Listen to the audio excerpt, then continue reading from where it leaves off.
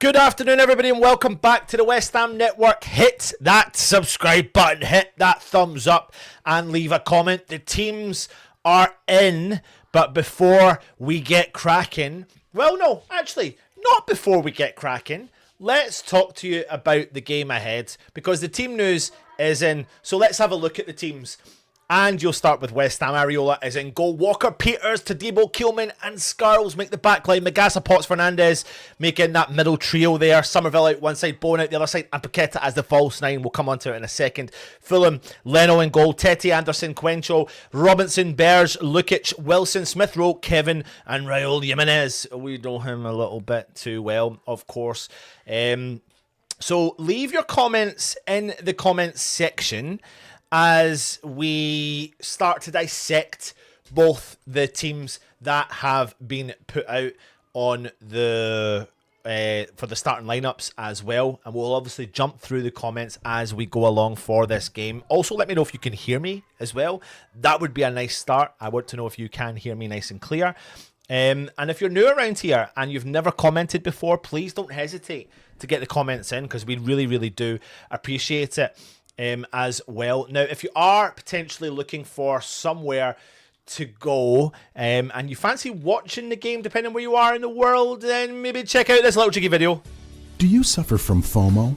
Fear of missing out on your favorite sporting event when you're away from home?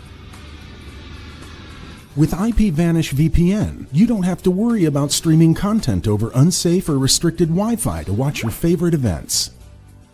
ipVanish VPN allows you unlimited and secure streams to all your favorite sporting events. Don't let unsafe Wi-Fi and ISP throttling stop you from cheering on your home team or favorite athletes. Get ipVanish VPN now. Click the link in the description or check out the QR code on the screen. Download ipVanish, 83% off for the West Ham Network, so get yourself across there and check them out, of course. But we will talk about the team news, and I suppose the fact that West Ham again have not included a striker in the team. I think that most of you will probably agree that that's something that we didn't necessarily want, and I'm not 100% too sure why we keep going with the false nine, especially when you could probably classify this game as a must-win game. Do you classify this game as a must-win game? I think I do. I think I'm not going to lie to you. I know Fulham haven't been on form as of late, but I'm definitely more fearful of what they can bring to a game, especially when Marco Silva and what he's capable of doing and what he's done and what he's built at Fulham, and that then therefore leaves me worried why we're not doing or having a striker up top, especially when we know they're, I wonder if there's something going on with Callum Wilson, or does he not think he's capable of it? If I talk about the West Ham bench for a second, you've got Hermansen, you've got Wilson, Mavropanos, Rodriguez, 𝗪𝗂𝗧, 𝗟𝗲𝗄𝗃, 𝗪𝗪𝗀𝗃, I'm terrible for the pronunciation, the young lad, and Myers as well. But when it comes, and it's good to see 𝗟𝗃 kicking about that bench and staying quite consistent on that bench as well, because I definitely think he's more than capable of stepping up to the Premier League at some point in the near future. But when it comes to going forward, again, this team highlights the lack of depth we have in the squad. But if they're not going to put out the faith in someone like Paqueta, then in Wilson, then we just run the risk, I think, of what are we? Well, I don't know what we're hoping for, because I'm expecting and really want a good game coming here from Somerville. I think we're lacking in that department. I think what we've got is a very good player. And I don't want to make that comparison too early yet in terms of comparing Somerville to Benrahma, but it's the output, it's the return of investment. What are we getting back in return? And that's what I'm looking for from Somerville. Not to put too much pressure on, but we need some return of investment in that department as well. That is going to be definitely interesting as well. But keep your comments coming in the screen as well. Something I haven't mentioned to you is Merry Christmas. Merry Christmas. 2 days after Christmas Day, we're back with our first game of post-Christmas as we head into 2026. And my word, man, let's hope we get a good a good result. Let's hope we get a good result. Also, if you are watching, could you do me a favour? Because the company is there, IP Vanish, could you go and click on the link as well at some point and have a look at it? And at least just have a little look and see what they can offer you, because you might actually think it might suit me for today or it might suit me in the future. It's definitely something to have on the back of your bandwagon, especially when you're getting 83% off right now. So definitely go and do that. But yeah, like I said, I hope you have had a very good Christmas, and we prepare now for the new year and a new West Ham, hopefully. James is in the house. Good Saturday morning, Anton, and the rest of us here early. Yes, and it doesn't even feel like a Saturday. You know, I'm back into this crazy world, to be honest with you, of Christmas time when you're off and you have no, like, you know, I'm very fortunate situation to be off, but just can't keep up with, you know, what day it is, to be honest. And I know other people in other industries do work a lot as well. Martin says, afternoon, Antonio, Merry Christmas, mate, to you and your family. Merry Christmas to you as well, my friend. Thank you very much for coming for us. We're going with the false nine because of the lack of depth across the board. Yeah, absolutely. And I'm going to try and stay positive as much as I can, but it's very tough because I don't think I'm seeing massive output really from Paquetá.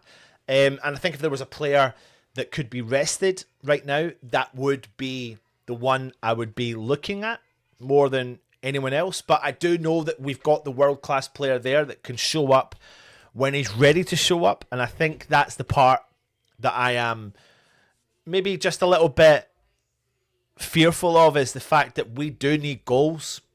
And that's something we're lacking in an abundance. You know, if I look at the Premier League table now, the goal difference is we've got minus 16. So it's clear that we're actually struggling to get goals in the Premier League. And when we, you know, if you don't make any attempts at the goal, or you average below average for the Premier League, then it just has a knock-on effect as well. But in terms of West Ham's goals scored this season, we are scored 19 and conceded 35. So, you know, if we've not resolved one area, we need to try and resolve another area. And when you look at the rest of the teams in the Premier League, apart from the bottom three, or maybe like the bottom 5 or 6, but at least if you look at Bournemouth, who are sitting 15th, which might shock you, 22 points, still 9 points ahead of West Ham. 9 points ahead of West Ham. They've still went ahead and scored 26 goals this season compared to their 29 conceded. But as you work your way up the league, most teams that are trying to make a push for it have pushed on and are scoring upwards of 20 odd goals so far in the season. And that's something we can do. But when you look at the balance between goals conceded and goals scored, we are sitting the wrong end of the stick, and it's dropped down one side, and we need to balance that out a lot more.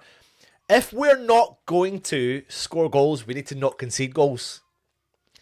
We need to deal with something. We need to try and address one area. And the only thing I'm hoping for is this January transfer window, we start to address this situation. And it's just whether or not we will address the situation and whether or not there's enough time under our belt. I'm not 100% sure if there is going to be enough time. My fear today, again, and it's fortunately for us, Nottingham Forest did get beat from Manchester City today. That's a fortunate situation, but let's not beat about the bush. Nottingham Forest are 5 points ahead of West Ham. 5 points ahead of West Ham.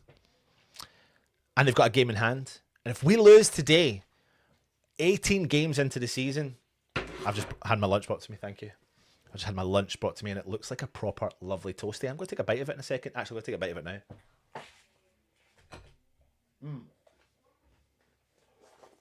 Wow. That was very good. I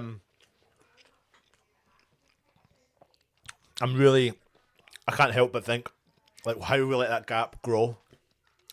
And I suppose there are other teams there we can keep a close eye on, and we can close the gap quickly. But in order to close that gap quickly, we need to get more than a point. And I've always said this. I would rather West Ham really show what we're capable of doing, trying but getting beat, than not trying and half-arsing it. I really would. I would sacrifice the point to attempt for 3. It's such a dangerous game because you're talking about millions of pounds, but we need that rocket up our backside, and I don't know how we're going to get that rocket up our backside. Someone else can tell me how we're going to do that as well. I need to take another bite, but please keep your comments coming in.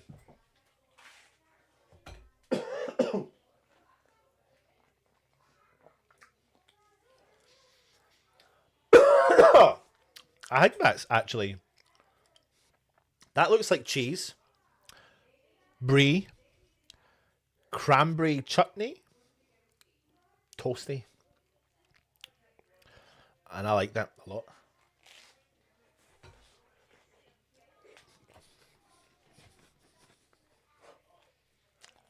If you are watching, put the comments in and let me know your thoughts on the starting lineup.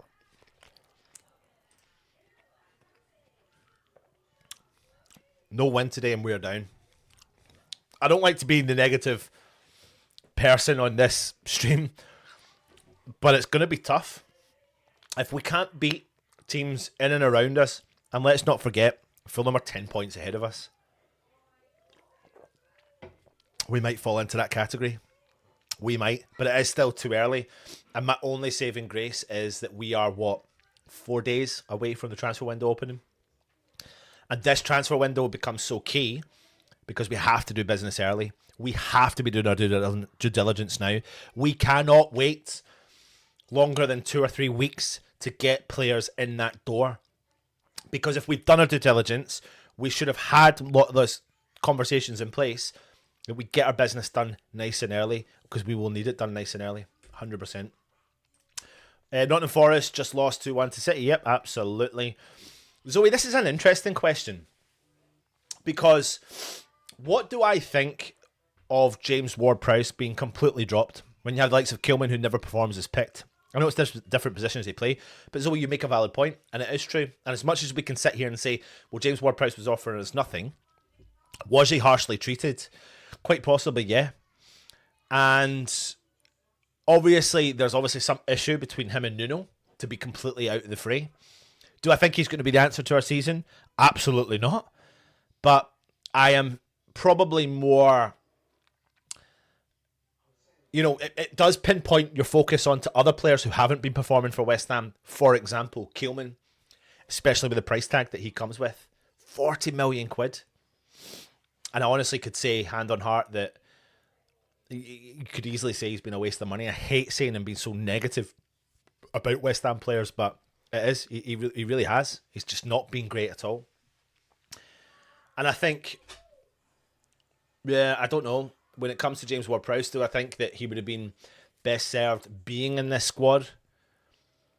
I have to answer the question as honestly as I can. Would I rather James Ward-Prowse than Guido Rodriguez? Yes, I would. I absolutely would. I don't think you make a career in the Premier League at the level that he did without being a decent player, and I've just never seen anything in Guido Rodriguez. I've maybe seen one good game that he's ever played in a West Ham shirt, but I've never understood why he keeps coming on off the bench and playing for us as much. That's the difference. Is Dyche is hungry and Nuno is a paycheck. That's an interesting take though, Zoe. Very interesting take. I'm not sure, but get rid of Nuno and bring Slaven back. Wow. I mean, not been in management for a long time. Is the opinion of Slaven, for some people who do want him back, the kind of glowy, shiny, ex-West Ham player, 𝗪𝗪𝗪𝗪 last season at the Boleyn manager? Is that what we think we'll be getting? Or, I mean, listen, because Nuno's staying. I don't have any doubts about that, but I'm just intrigued to know. Intrigued to know your opinion. James says, I'll bet 100 US if we go down, we don't bounce right back up. There's healthier clubs in the Championship organisationally. The only way we bounce right back up is if BS sell their shares. I'll be honest with you, James, if West Ham do go down, I'm really fearful. I'm actually probably more fearful than I've ever been as a West Ham fan. I don't think we can forget the money for a second when I use the word afford. I don't think West Ham can afford to go down taking money out of the equation, because I think it's got the potential to kill once and for all what we love, and I do think the owners are capable of doing that. And I think they're so naive. Oh my God, they are so naive to think that they could survive a relegation because they've done it before. But this is different. This is different. Because we had a taste of success, as every modern West Ham fan has had. We want that success again, and you fucked it. Absolutely fucked it. They absolutely fucked it. The owners had an opportunity. They did. They had an opportunity to catapult this club further than they could have ever dreamed of. And they did the complete opposite. They did the complete opposite. And to think that they could think that we could go down and they will survive, because I'm telling you now, they're taking a hit in their merchandise. They are absolutely taking a hit in their merchandise. They're taking a hit in the stadium purchases, because not as many fans are going. People are walking away, me included. And I'm battling every single time it comes to buying stuff from West Ham, because I don't want to give them the money. I want to give West Ham the money. I want to buy the things that I love the most. But I've got shirts here hanging up everywhere, and I just begrudge giving them money, and it drives me insane that I'm even at that stage, and I can't believe that they've done that to me as a West Ham fan. And if you've been watching the West Ham network for as long as you have, you'll realise that I'm a half glass full West Ham fan normally, but they've brought me down to a half glass empty West Ham fan, and that's the frustrating part.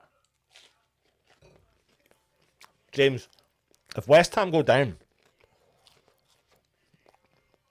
I don't like saying it, but I really fear that we could be Sheffield Wednesday 2.0. I really do. I really do. West Ham fans are the most loyal fans you'll meet. We all know that. I know that. James, you know that. Everyone knows that. We're loyal to our club. If you can see me, that's cool. We're the most loyal fans you could ever imagine, and we are. But we are tired. We're tired of the bullshit. And it is bullshit, and it needs to stop. It needs to stop, and we need to get over it somehow. And I'm just hoping Nuno can bring something to us. Mandy's in the house. Does inspire me much more confidence when you go into a must-win game with no striker and Koeman and Skiles. I do feel sorry for Skiles, if I'm being really honest with you, because he's been catapulted into this team coming off the back of an injury. And it just shows you how naive, again, West Ham were in their transfer, when they knew that we had 2 players going away to the African Cup of Nations, and we thought, no, we'll be fine. Well, no, you won't be. Look at our situation with our strikers. Look at our bench. You're not okay.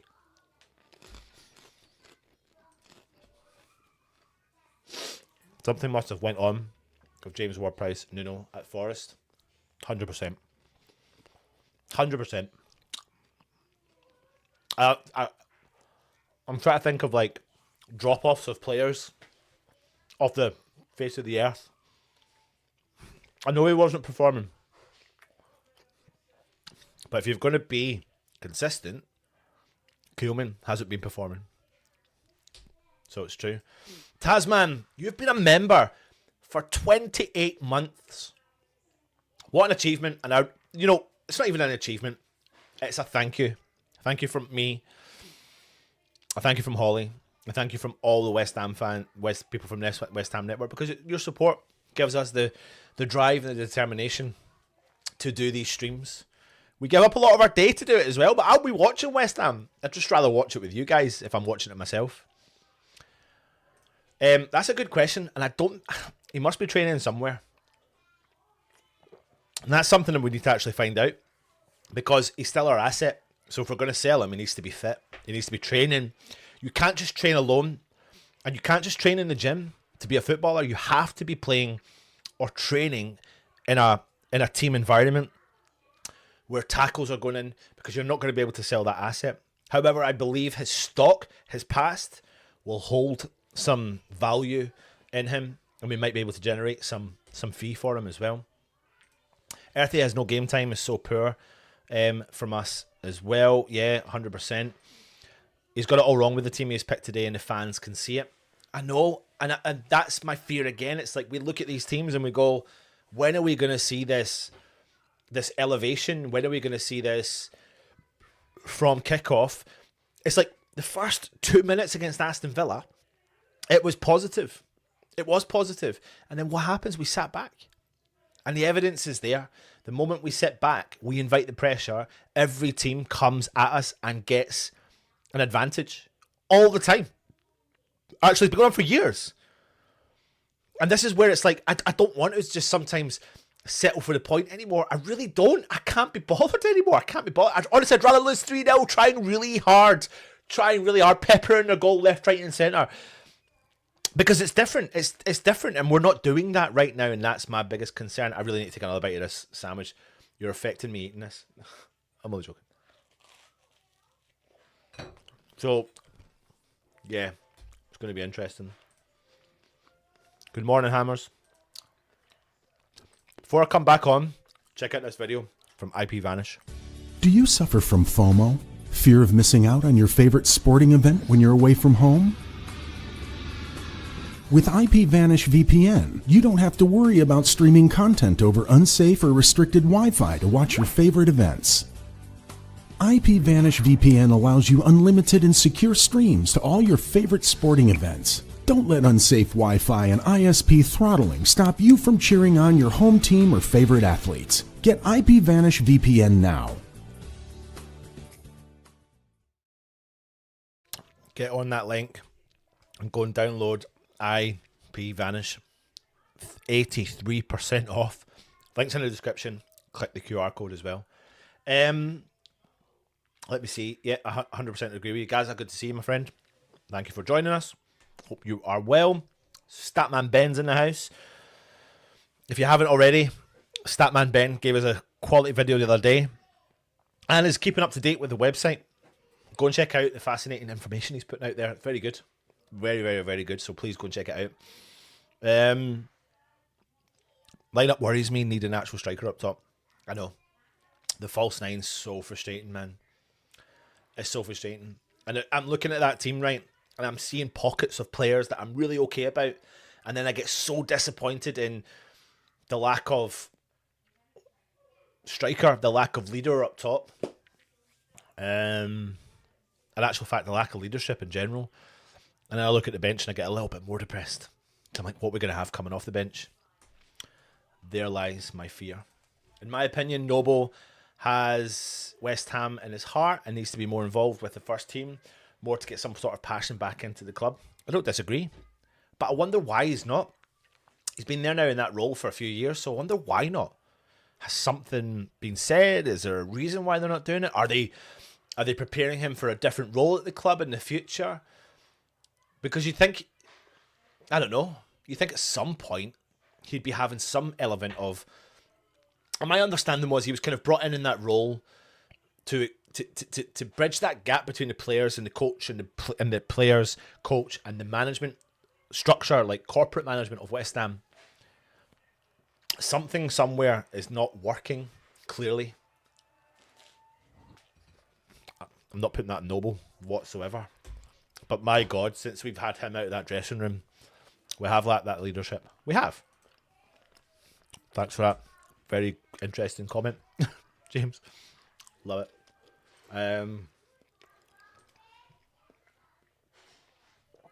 If we don't get 3 points today, we're down. I'm sat in the car looking at all the fans coming in, and I kid you not, there's not one fan with a 𝗙𝗂𝗵𝗺 shirt.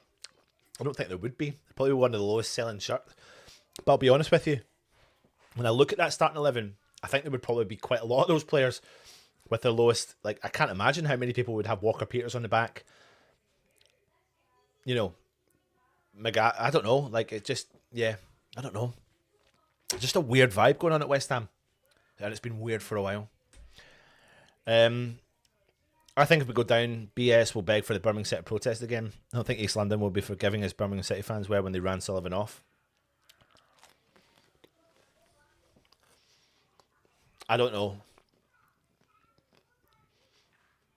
I'm really fearful of relegation. Not for the short term, what the long-term damage that will do to West Ham. See, in the past when West Ham went down, I understood the reset. The reset made sense. Shouldn't be anywhere near a reset right now. And the only reason we're near a reset is simply because our owners, 100%. No one can deny that Moyes has been our best manager in years. Yes, it was born, got us to European title, and we've missed him so much, even though it was shit football. This is the world we live in, though, because we'll never know now. No one can deny what Moyes done. Moyes was a good corporate manager. He managed our owners and has been the best manager that West Ham have had that have managed this lot of owners. He knew how to work them. So I can't take that away from him at all. The trajectory of West Ham under Moyes near the end of his tenure was not great, and we know that. Something did have to give, and unfortunately it probably led to Moyes going. And then I start looking back and I think, God, you know, Moyes, without saying things, made opinions and made comments and made subtle comments, and information came out from the club. Maybe he was right. Even things with Tim Steidten. Gaza says, support the lads, come on West Ham. We're all going to be here to support the lads, and fingers crossed we can get something from the game today. Martin says, 100% West Ham till I die. 100%, mate. Your question is good as mine. I don't know. I then sometimes think, is there something happening in training as to why he's not starting? Are they managing an injury? Are they managing the player? And then I start to think, is he trying to be clever? Is he trying to protect the point? Is he going to try and do the substitutions and pepper their goal at some point? We know Fulham can be got at. We absolutely know Fulham can be got at. But they've scored 23 goals. They've scored 24 goals, conceded 26. And in the league so far this season, they've won 7, drew 2, lost 8. So they've dramatically won a lot more games. And like I said, they're 10 more points ahead than West Ham. But we need to start closing that gap somehow. Replying on the JWP training, he is since 𝗪𝗪𝗃 the other day posted a story of him and JWP. Ah, there you go. What do you think of 𝗪𝗪𝗃 going as well? What's your thoughts? A player that I seen in pre-season, right? And the club themselves. And from the tail end of last season, seemed to be really forward in his opinion on some of the players and the performances, and himself included. He's in a World Cup year though, and he needs to be playing to get game time to potentially be in that Germany squad.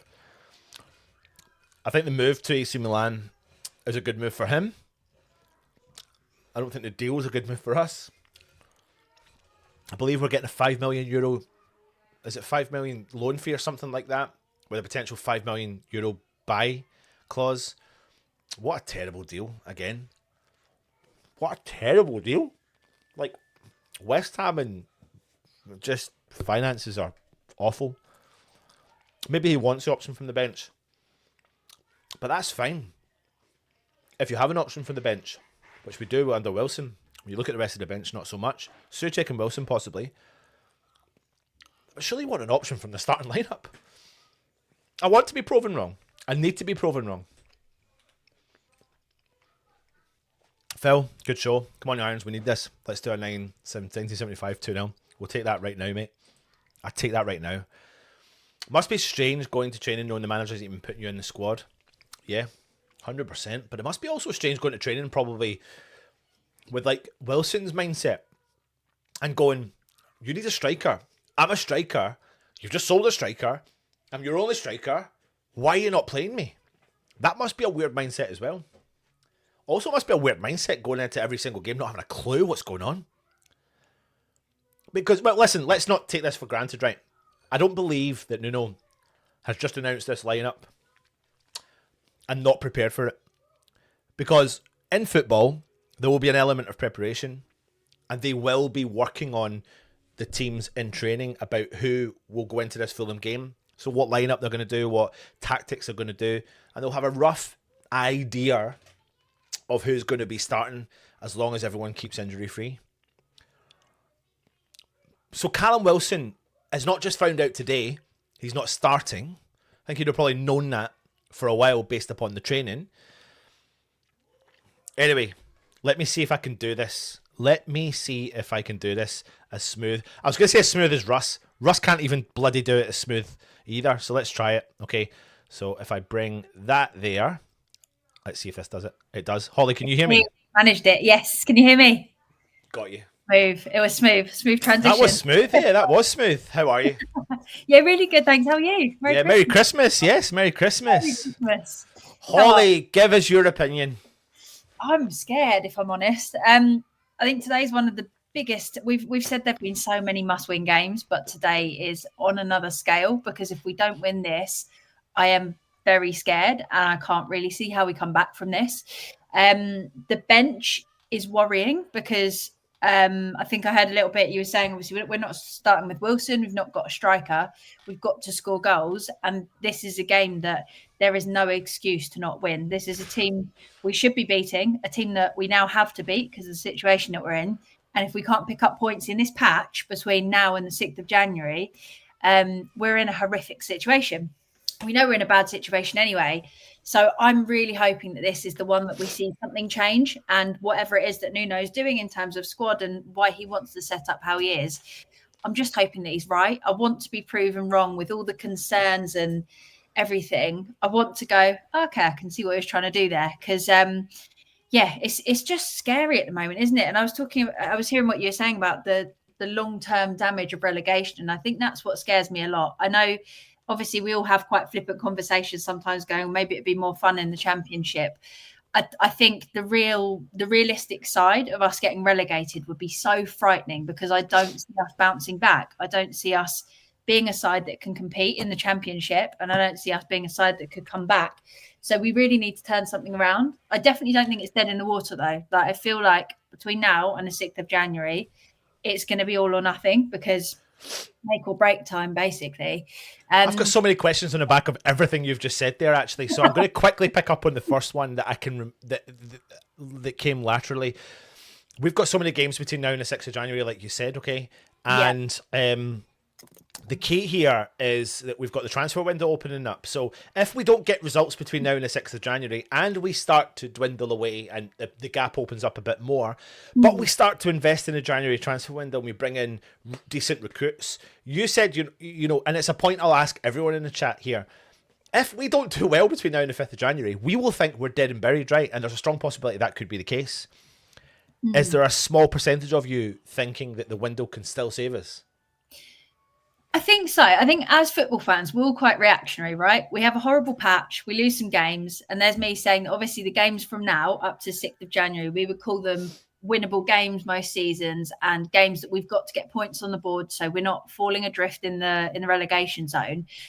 Because of that, I'm obviously saying we've got to do it between now and then, otherwise we're gone. But there's nothing to say that another team couldn't completely drop off the face of the earth in terms of form. And if we can actually bring in good reinforcements, that we could turn our fortunes around. I think we've got a lot of problems around the whole pitch in terms of the way that we're linking things up, but mainly centre-backs letting everything through, and in terms of a striker, not having someone that's clinical in front of goal.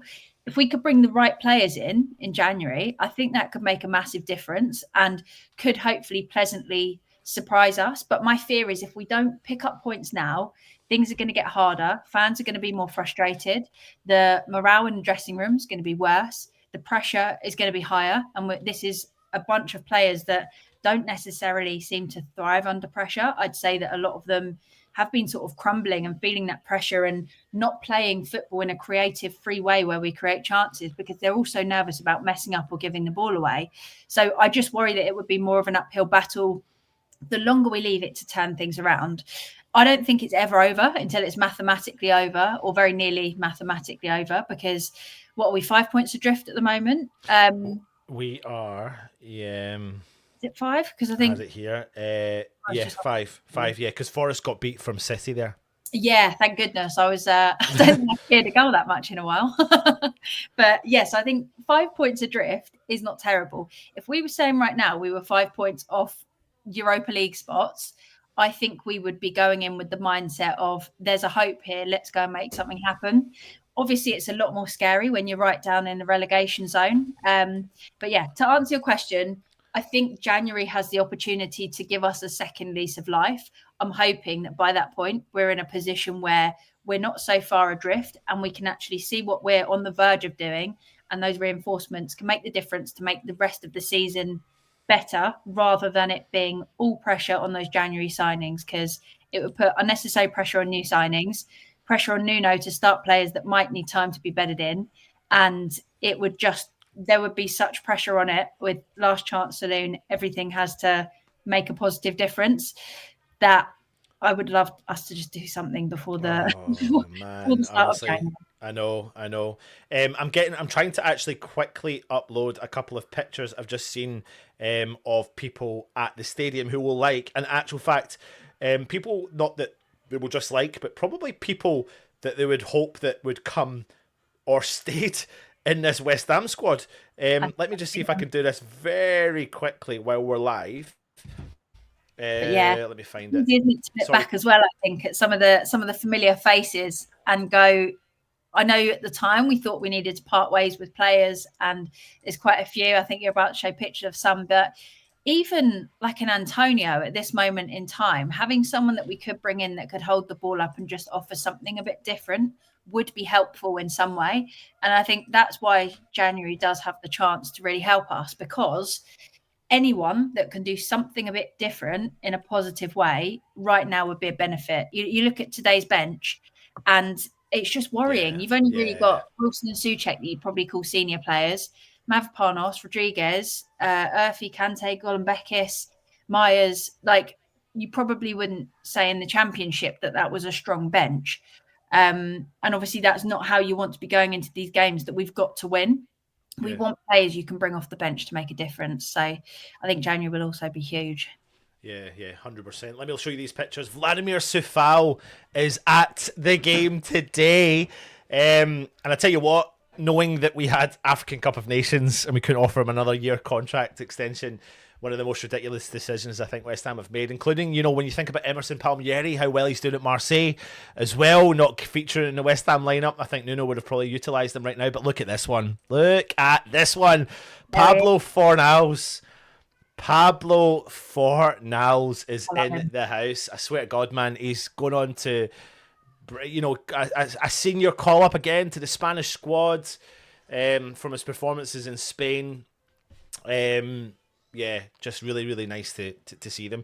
Loads of comments in the chat about James Ward-Prowse and referencing 𝗪𝗪𝗓, because, obviously, clearly, something's not gone right with James Ward-Prowse at the time with Nottingham Forest, obviously at the time with West Ham. But if you're basing it upon performances, then 𝗪𝗪𝗓 surely falls into that category as well, does he not? Yeah, I mean, I think there are so many players that right now I'm almost looking back that when they left, I thought, you know what, it's probably fine that they've left. We'll go on to bring in better players. And I think right now I would bring back Fornals, Emerson, Coufal, James Ward-Prowse. All of these are players that could do something differently. And whether that would work out or wouldn't, I don't know. I think part of the problem as well is the way that we've played, the challenges that we've had as a club. We've almost crushed players that probably were pretty decent.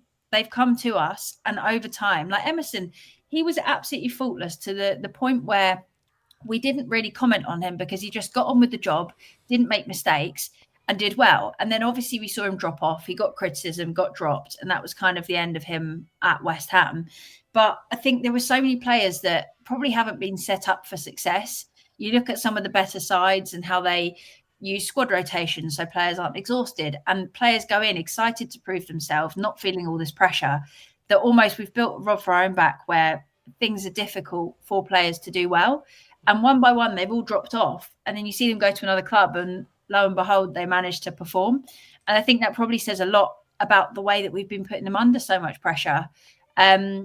But yeah, I think there's so many players that probably could do something right now at West Ham, or at least come off the bench and we could see what they could do.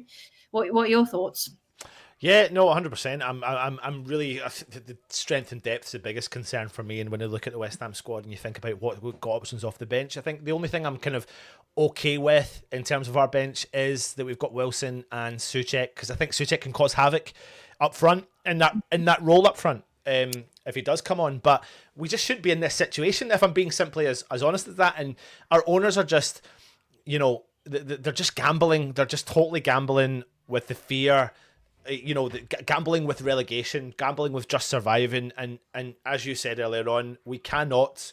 This time, I've never liked West Ham getting relegated. Nobody does, but there's been some pros to the bad situation, which is the clear up the dead wood. West Ham should never have found ourselves in this situation. We should never have done it. We should have pushed on when we had the chance a few years ago, and we've done the complete opposite, and we've gone backwards quite far, actually. And that's the worrying part. And when I look at our bench, that highlights it. I think there's players there. We all know there's players there that are capable on their day, but it's just the same. It's the same old West Ham. It's the same old team. It's the same old tactics. It's the same old style of play. I saw from the first minute against Aston Villa, that's the West Ham I want. And then for 89 minutes, that's not the West Ham I want. Yeah. And I'm just like, why do we just keep doing the same? And I said this to Russ last week. I honestly mean this from the bottom of my heart. I would rather see West Ham get beat 3-0, absolutely trying their damnedest to get a result. Yeah. I'm willing to sacrifice a point today to try and gamble for the 3. Yeah. Today. Yeah.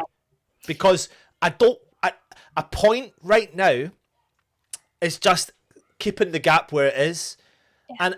And if you're not going to try and gamble today, honestly, you'll gain more respect as a manager and as a team. You'll gain more respect at home to try and make this the fortress and going at the opposition. And Silva will know that West Ham are not going to do that. And if we don't do that, Holly, and this is why people in the comments are saying we get beat today, we're down. That's the attitude that we have as fans. That's the attitude that I believe some of the players have as well. It must be difficult to shut off from the noise, though, when you're looking at how we play. And like you said, if we're not going to push to get 3 points today, when else are you going to? Because there's not a better chance, really, for us to go in with, we want the win, we want the points, attack. Because as soon as the opposition know that we're essentially going to sit back and soak up pressure, the amount of times that I've seen the opposition on the edge of the box having time, not even getting closed down. Even if we close down, we stop 3 meters from them, and they know we're going to do that because they know that we'll be more defensive. They're not even thinking about having to defend their own goal. They can just have fun, play around with the ball on the edge of the box and get it in. And I think that's where we've got to switch this mentality now, because if we can't do it, we'll never do it. This is a game we've got to take the points from. And like you said, 1 point, lovely, but it doesn't do enough for us right now. We've got to close this gap, and we've got to start outperforming those that are just outside the relegation zone.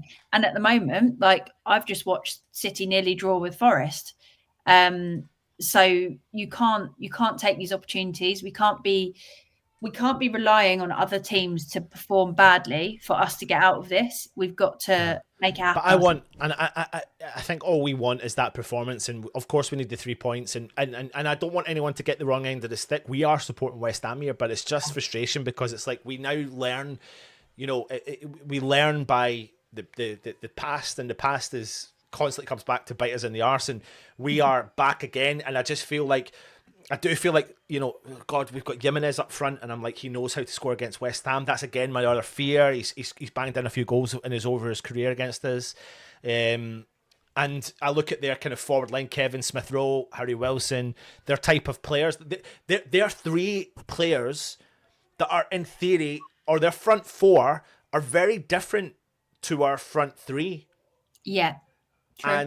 And it's just I'm not trying to say in any way whatsoever that I'm like, I would rather be Fulham. I don't mean it well right now in terms of points in the table. I'd rather have their fucking points in the table. But and they've got players who like to play the ball with their feet, Bears, you know, all that sort of stuff. There's loads of stuff that come positives. But the final point, Holly, to you and everyone in the chat, put your comments in right now. Let me know your score predictions because the game's about to start. Holly, we need an output. I need a return on investment in Somerville. What's your thoughts? What did you say? Sorry, in terms of Somerville, return of investment from Somerville. I think my hope is that Somerville is able to get back to fitness and be able to actually make a difference. Because when we've seen Somerville playing well, he'll get up the wing, he'll get balls into the box. The question mark is over, obviously, like whether it's going to a West Ham player. But I don't know. If I'm completely honest, I think Somerville's a player that if we can hold on to him and get him fit, we can do good things with him. I just want us to score goals in any way possible. That's all I can say about today. I don't even care if it's pretty. I don't care who scores it. I just want us to be pleasantly surprised at the end of this game because we've been so close and then let it go at the last minute so many times that on the flip side of the coin, I feel like things can go our way. And hopefully this is the game where things start to turn around. What are your thoughts? Yeah, I think I just want a bit of a return of investment from Somerville. I think I don't want to compare, but people are starting to compare him against 𝗪𝗲𝗀 in terms of decent player, but no, you know, we need goals, we need assists, etc. All that sort of stuff. The game's kicked off, Holly. You want to stick around? You're more than welcome to stick around. I'm going to stick around for a few more minutes, if I may. That's fine. Yep. So I'll start the people putting their comments in. Holly, what's your predictions for the game? I'm going to say 2-1. I can't bring myself to be negative about a score. I'm really hoping that this is the game where even if it's by a fine margin, we manage to make something happen because we've been, like I said, we've been so close so many times. And at some point, the luck has to go our way. So I'm going for a 2-1 win for West Ham today. What are you saying? Cool. I knew you were going to ask me that question. And I've now become that person of God. I don't want to guess anymore. But you're going to get shocked. I'm going to go 3-2 West Ham. Irons. 3-2 West Ham. 𝗪𝗓𝗪𝗧 hat-trick. I love it. Fulham do have the ball though out the left-hand side with Robinson. He drives forward, plays the ball to Jimenez, who drops in deep, and he plays the ball. It's just you know, a bit edgy. A minute and a half into the game, Fulham drive out from the back of the line. Ball goes out wide. Scarles reads that well, wins the ball back, but the referee's blown up for a whistle and given a free kick to Fulham in the West Ham half. A foul on Wilson. Just want that. We need that energy to continue, Holly. That's what we need. We need that energy to have the fire in the belly, and that's what we want to see. I don't want to see. I remember, you know, when we were talking about Lingard recently, we were saying about how when he came in, he bridged that gap between the midfield and going forward, and we don't have that anymore. But we do set off a lot and invite teams to come at us, and I just don't want us to see it. I don't like the sitting off so much all the time. But right now I'm watching us again. Fulham come drive forward down the left-hand side, ball over for Robinson, but the ball does go out for a West Ham goal kick. But already I've seen the centre halves from Fulham on the edge of the circle in the West Ham half and no West Ham player closing in. But I feel like when you see West Ham come out, just watch how far Fulham presses. Yeah. And this has not happened yet, but I'm intrigued to see if this happens immediately in this game as 𝗪𝗲𝗪𝗘 takes the goal kick. I think that's one of the challenges we've been having is that we get no time on the ball because the opposition close us down so quickly and press us. Whereas in reverse, we just don't really return the favour. And as a result, we're inviting that pressure. And there's only so long you can invite pressure without being exhausted, needing a breather, however fit you are. So my hope is that we can just keep pressure on enough that we don't end up just being constantly attacked. Because I don't think any side could deal with 40 minutes of being attacked without conceding, especially when you make mistakes like we do. Especially when we make mistakes and especially when we get peppered by shots eventually. But the ball's gone down the left-hand side for Scarles to chase, and he has won the ball and he's dropped in deep into the Fulham half. He's held back the ball, brought it back into Somerville, who's played it back to Fernandes, into Potts, back to Fernandes. He finds Somerville just neatly playing the ball with each other, Fernandes and Somerville, but something needs to happen with it. Fernandes plays the ball out wide to 𝗪𝗏𝗪 in the West Ham half. He sprays the ball over to the right-hand side to Walker-Peters. Infield to 𝗪𝗏𝗪𝗘. 𝗪𝗏𝗪𝗘 holds on to it, plays the ball back to 𝗪𝗏𝗪𝗘.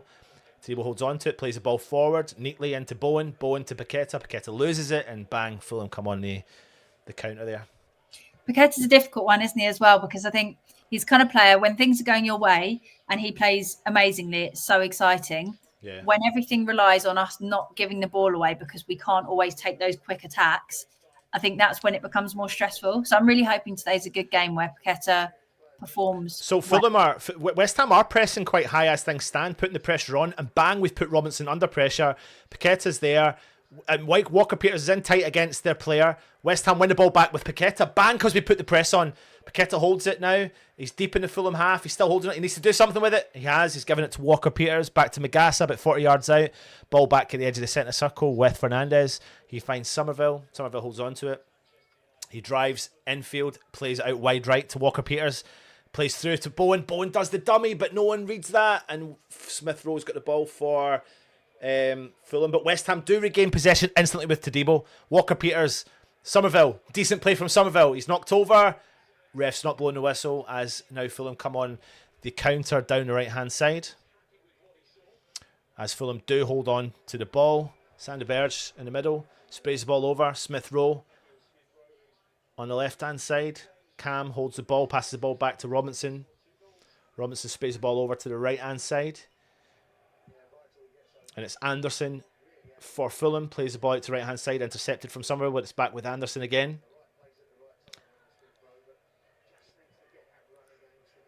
Ball over on the right-hand side. 𝗪𝗏𝗡 does intercept, but Fulham win the ball back again.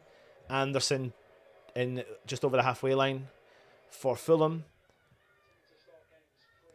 Now it's gone back to their defence as I'm terrible with pronunciation, so I don't know how you say Cuenca. Cuenca. Sounds good to me. Yeah, Robinson drives down the left-hand side. Smith Rowe's got a gap. He's got the ball. Tries to go into the 18-yard box. Well read from Tadibo, but Jimenez in the box. Shot! Over the bar. You know that stat that comes up where it says how many touches the team have in the opposition box? That's the one I hate the most. Because it's the one that always reads high. And it's like Robinson's just hit a very simple ball into the box for Jimenez. He's had time to turn. And it's just down to his finishing there as to why he's hit it up, not to row Z, but maybe to row M. Just too much time on the ball as Fulham do regain possession again, but 𝗪𝗂𝗧... See, I'm trying to pronounce 𝗪𝗂𝗧 or 𝗪𝗂𝗧, and I just need to stick with one. Anyway, they've come on the counter. Jimenez sprays the ball out right to Wilson. Wilson holds on to it, drives infield, left foot shot! Oh, Ariola's saved us. I think he's put a touch on that. Corner. It is a corner to Fulham, but Harry Wilson's just opened up a bit of space. He's done well. He's drove infield, hit a shot. I tell you what, Areola, that's gone in. That was going in. Fingertip save over the bar. Unbelievable save from Areola. I think we're all on the edge of our seats, aren't we? I'm not even watching it. I'm just listening to your commentary. Oh, really? Yeah, no, I haven't got it up yet on my phone. I can't seem to find anything no. to get a stream. Is Traore on the bench? Yes. Adama Traore is on the bench. Don't Corner to Fulham. Harry Wilson out from the left-hand side. Goes low. Back heel from Smith Rowe. Cleared from West Ham. Ball goes out and it is a Fulham throw-in. About 40 yards out on the left-hand side touchline. But yeah, just a couple of times now, West Ham are allowing, again, the opposition time on the ball. They drive infield, bang, they get a chance to take a shot. That's what, 2 attempts minimum, I think, 7 minutes in. Is that 2 attempts? 2 or 3? I think we've got to address our aerial ability as well in the January transfer window, because whether we're attacking or defending, we don't get on the end of any corner, really. No. It just invites unnecessary pressure again. 100%. Big, tall. We've got tall centre-backs. It just doesn't work for them getting on the end of the ball. No, because it's like they're scared to attack the ball. They seem to watch the player more than they watch the ball as well. Yeah. Throw into Fulham on the halfway line. I actually think the ball went out. Oh, no, it didn't. It was further up there. So Robinson's played that in to Jimenez. Robinson's heavy touch from him. 𝗪𝗂𝗧 wins the ball and the ball goes out for a Fulham throw-in. Just in the Fulham half. Charlie Cresswell fixed that. I have seen that he is good at getting on the end of the ball, isn't he? Yeah, he is. And then, you know, the thing is, I think he's one piece of the jigsaw to add to more that we need, obviously. And I think we all know that, don't we? Jimenez drops in deep, collects the ball, plays the ball out. Sandy Bears drips the ball out to the right-hand side to Harry Wilson. 30 yards out. Left foot, cross into the box. Cleared from Todibo. Fernandez chests it down. 𝗂𝗓𝗄 clears upfield for West Ham. Big up and under. But Anderson collects the ball. Sandy Bears drops the ball back into 𝗪𝗪𝗀𝗪𝗪𝗀𝗪𝗪. Robinson collects it down the left-hand side. He's got time and space on the ball. He drops it over to... I'm terrible with the names. I can't see who's got that ball. Kevin. It was Kevin. Kevin still got it. Plays it back to Robinson. West Ham trying to get their shape. Ball through with Sandy Bears. I mean, this is the thing. Watch how many times Bears, and watch how many times I say Sandy Bears' name. Again, Bears on the ball. Yeah, just in general, the amount of touches that they're getting compared to us. But he just drives. He's always running to find the ball. No, I can see him now. Even though we're putting the pressure back. Oh, holy shit! Their keeper's nearly giving that ball away. Fernandez nearly nipped in there for it, but Bears did save it. Todibo gets in front of Raul Jimenez to head the ball clear. Kevin to Smith Rowe. Fernandez does win the ball back. He goes down from a heavy tackle. Referee doesn't blow up because West Ham play on possession with 𝗪𝗪𝗪𝗧 at the edge of our 18-yard box. We've seen that Fernandez can put pressure on and make things happen from it as well. So hopefully 100%. Keep closing them down. Walker-Peters plays the ball into 𝗪𝗪𝗀𝗪 deep in the West Ham half. 𝗪𝗪𝗪𝗪 sees a gap there. Drives. 𝗪𝗪𝗪𝗪 right on the touchline. Plays the ball back to Walker-Peters. Walker-Peters into Todibo. It's back in our back line. 𝗂𝗓𝗄. Nothing on for him. 𝗪𝗪𝗪𝗧 drops in, collects it. Back to 𝗂𝗓𝗄. Heavy ball from 𝗪𝗪𝗪𝗧. 𝗂𝗓𝗄 back to Areola. Pressure on Areola. Big clearance upfield. Straight to Sandy Bears. Chested down from Jimenez to Kevin. Ball goes out from Walker-Peters, and he's calling for a throw into West Ham, but it's gone Fulham's way. I've got a question for you, Anton. At what point would you bring Wilson on, given that we need goals? I mean, the Aston Villa game was the one where, Todibo clears the header. Kevin, on the edge of the 18. 𝗪𝗪𝗪𝗪𝗪 comes in, intercepts. He's fouled. West Ham free kick. The Aston Villa game, which I know was a couple of games ago, was the game that we had literally no output at all whatsoever from 𝗪𝗪𝗪𝗪. So at that point, I would have looked at changing it at some point there, or near that point. Yeah. So for me, I'd be looking at 𝗪𝗪𝗪𝗪 today and going, if there's nothing in the first half, I would be looking at the second half. Or I would go 10 minutes into the second half and then make that substitution that early. Because maybe I sometimes find a substitution is better with the momentum of a game rather than a substitution when the game stopped and started. Yeah. So you get more like up for it as such. And I don't know if that's it. I just wouldn't leave it too late if we're not conceding. The fear I've got, Holly, is that we go into half-time 0-0. We just stay the same. 1-2 between 𝗪𝗪𝗪𝗪𝗪 and Walker-Peters. Jared Bowen's dropped in deep to the halfway line, but he's gone all the way back to the defence, and the ball's being played back to Areola. I suppose holding on to possession is key here. Fulham are playing a high press line, no. As Todibo's got the ball. Walker-Peters is there. Hi, Freddie. For me, we need that mixture of being able to hold possession so that we're not just constantly getting people running at us, but at the same time making sure we're doing something with the ball and not just holding possession until we lose it and then get attacked as well. 100%. Somerville's dropped in, played the ball to Potts over the halfway line on the edge of the centre circle. Potts has been filled, but 𝗪𝗪𝗪𝗪𝗪 does keep a hold of the ball as Todibo drives forward, plays the ball out to the right-hand side to Walker-Peters. Plays a neat 1-2 with Fernandez. Walker-Peters on the edge of the 18, into Jared Bowen. Dummy tries to get around the player. Ball goes out from Bears, and it's a West Ham corner. Come on. Prove me wrong about getting on the end of corners. Come on, West Ham. It wasn't Sandy Bears, it was actually 𝗪𝗪𝗪𝗪𝗪 who knocked the ball out. That's the second time Bowen's done the dummy, let the ball roll under him, and at this time it worked. And he ran on to the second ball. Don't know who the player was that played it into him. He went to attempt a shot, but the ball went out. But it's a West Ham corner, and Ollie 𝗪𝗪𝗪𝗪𝗪s is over there. On the corner. Come on, you iron. Looks like it's going to be a big in-swinger. Beat the first man. We need to beat the first man. Ball whipped in, and it's right. Oh, no, it's got to the back post. So it nearly didn't beat the first man. It looked like the Fulham player actually headed it, looked to the back post, and then the ball went out, and it's a corner on the flip side. So I don't know if it was the referee saying Anderson headed that into out, and he's given the corner. Anderson saying that the West Ham player headed it backwards. But anyway, Freddie Potts, right, Freddie? Right Yeah. Here comes Freddie with the corner. Ball whipped in from the far side. That's a good corner. Right on top of someone's head. Cleared from the Fulham to the edge of the 18 with Bowen. Fernandez, about 30 yards out, plays the ball to Bowen on the right-hand side. Left foot, crosses it in! No, it's cleared from Fulham onto the edge of the 18. Wilson gets the second ball. Jimenez drops in deep. Wilson comes and collects it. But West Ham regain possession with Todibo. 40 yards out. Todibo, oh, it's a good ball from Todibo! Bowen! Shot! Save from Leno! Oh, corner. Better from West Ham. And I tell you what, Holly, it's better from West Ham because when Fulham come on the attack, we're all over them like fly on shit. Good. That's what we want. Excuse my French, Ed. As my nephew's walked in. And he's hearing my language. Anyway, corner. Again, third corner in quick succession. Ollie Scarles sits on this corner. Come on, West Ham. Keep the pressure on. Come on, West Ham. Scarles. Good corner again. Back post. Leno touches it. Magassa chest. Cleared. Oh, overhead kick. The referee's blown up a whistle there. I don't know if they're saying that's dangerous play. But I tell you what, if they've given that as dangerous play, Holly, as a free kick, who was the overhead kick? What was the game where they scored from the overhead kick? Brighton. Yeah, Remember? and it was the highest foot that if we Yeah. had gone down, They have. They've given that as a foul. They've given that as a foul.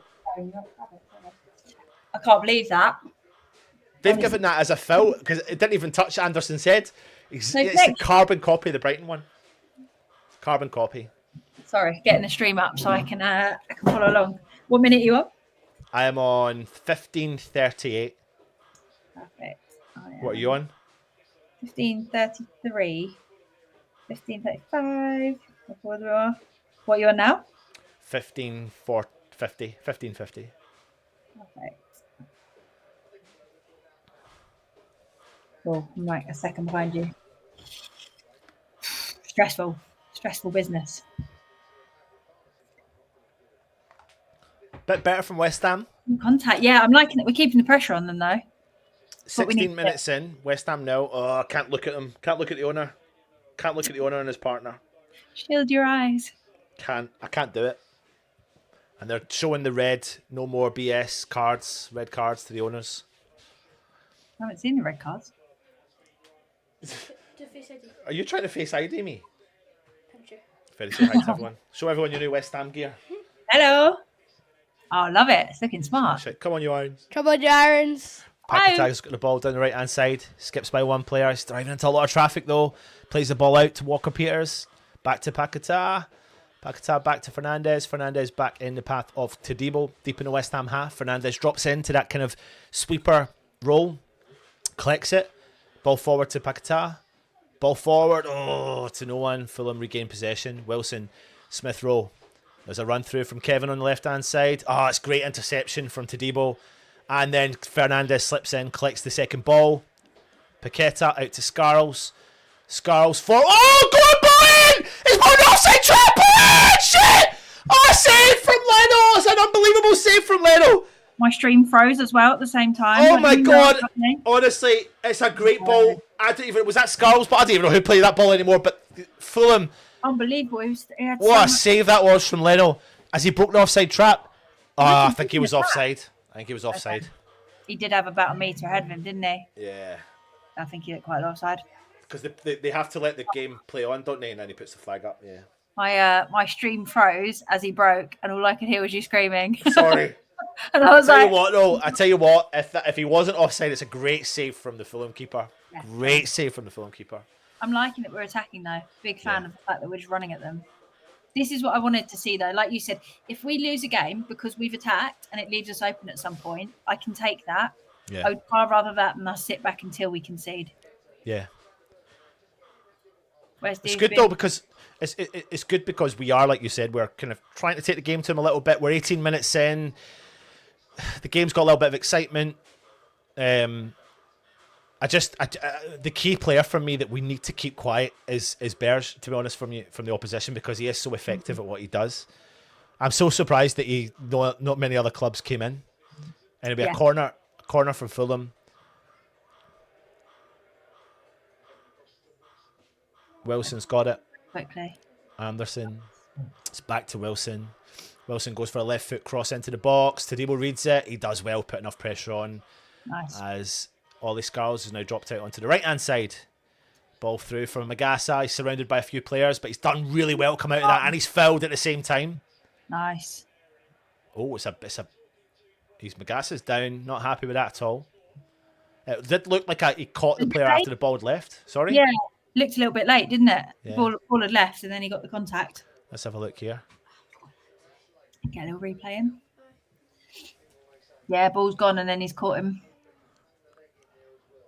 Bit late, nothing horrendous in terms of actual challenge. Yeah, feet off the ground. Oh, West Ham have got the ball deep in the Fulham half now near the corner flag with 𝗪𝗏𝗧𝗧. Kept onto it. He gets to distribute it, and he has to Walker-Peters. He's done really well. 𝗪𝗏𝗧𝗧 is back up, gets the ball, recycles it back to Potts. Potts sees the gap through the middle, plays the ball into 𝗪𝗏𝗧𝗧. 𝗪𝗏𝗧𝗧 ball through. Oh, just a bit heavy there for Bowen. We're keeping Fulham on their toes. We're not really giving them a chance to think. We're not. I'm happy with that. We are not. Good comments about Fernandez. I like Fernandez. What a fighter! I agree. I think Yeah, I've always rated him. I honestly, after seeing him for the first couple of games, and then he was kind of undeservedly not deserved to be dropped when he was dropped under Potter, or rested for a couple of games. It didn't really make sense to me. But 𝗪𝗏𝗧𝗧 does well to recycle that ball, but the ball has fallen into the path of Fulham. But West Ham do recycle it straight away. That's the West Ham we want. Yeah. Don't let them get the second ball. 𝗪𝗏𝗧𝗧. Fernandez, decent play. He turns the player, drops the shoulder, turns the other way, drives out to left-hand side. Somerville. Skiles has made the overlapping run. Skiles gets the ball. Skiles holds on to it. Go, Colin.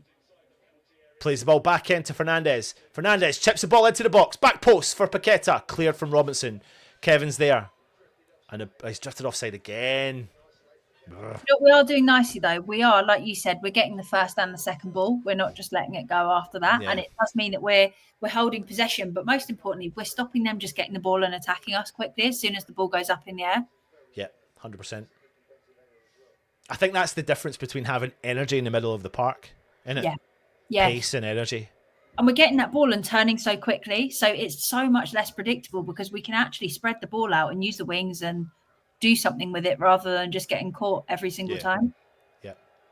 We're looking good so far. Like, I take this. I don't want us to be silly in terms of just only attacking and therefore leaving ourselves crazily open. But I'd say this is a good balance of attacking and being able to defend. 100%.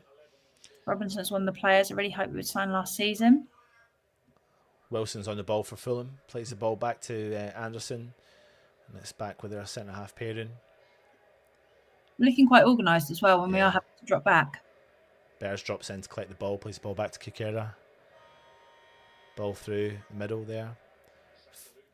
Nice, closing down in numbers as well. Yeah, Wilson drops in, collects it. Ball sprayed over left-hand side. Robinson with a bit of a gap in time on the ball. Kevin's with him, but he puts it onto his right foot. But he plays the ball back to Sandy Bears again. Ball through for Smith Rowe.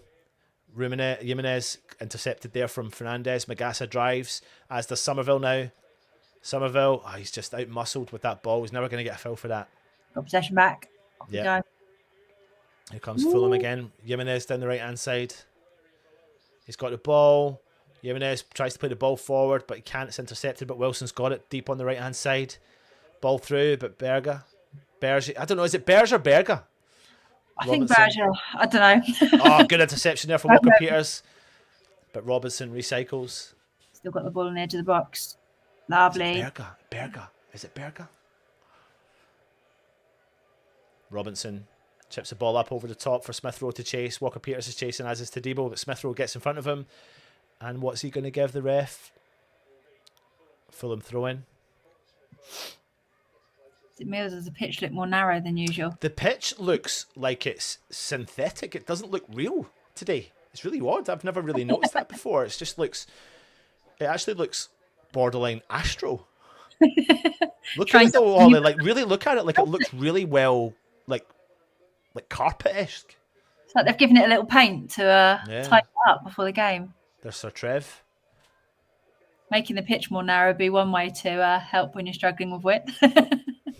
really long strip. Corner to Fulham.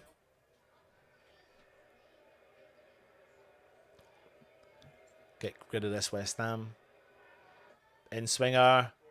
Oh, cleared and punched clear from Areola. Fernandes drops in. He collects it. He holds on to it. He's under a bit of pressure. Plays the ball into the path of Paqueta. He needs to distribute that ball. He's driving forward though. Oh, it's a good ball from him. Outside of his left foot. Bowen on the edge of the 18.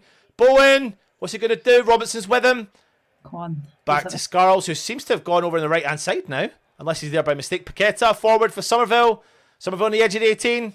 Stay on side. Driving into traffic. Nothing on. Paqueta. Back over to Walker-Peters. Somerville dummies that. Great play between him and Somerville. Somerville crosses it in. Where is it? Back post header. Oh, it goes wide. I'm like a second behind you. Oh. We were getting through the numbers there. See that attempt? It was as if like the game stopped. Yeah. I want to see this again, the replay. Did he manage to have Oh my God, if he hits the target, Holly, that's going in. Scarl's header. He's got a free header as well. He's managed to find free header right in front of the goal. Oh, that's gutting. So what? He hasn't got enough on it. A mere observation, I don't know how this is happening, but Scarls and Somerville seem to be drifting over to the right a lot. Yeah, they are, because they're now down there, sort of like with Bowen managing to play a part in the attack down there. I don't know if they're getting dragged or whether that's. But I'm trying to see if Walker-Peters is switching, but he's not. No, we're just all on the right. Kind of seem to be everywhere. Yeah, maybe playing a little bit more of a free role. Oh, bit of a handball there. Keep this up, West Ham. We just want a bit more. Come on. Good interception there from Walker-Peters as we do recycle with the second ball. Paqueta into the path of Potts. Forward for Fernandes. Good on the forward foot. Walker-Peters has made a great run down the right-hand side on the edge of the 18. Walker-Peters cross it in low to Somerville. Takes a touch. Why are you taking a touch? Why is he not shooting? Oh, why is he taking a touch? Why is he taking a touch?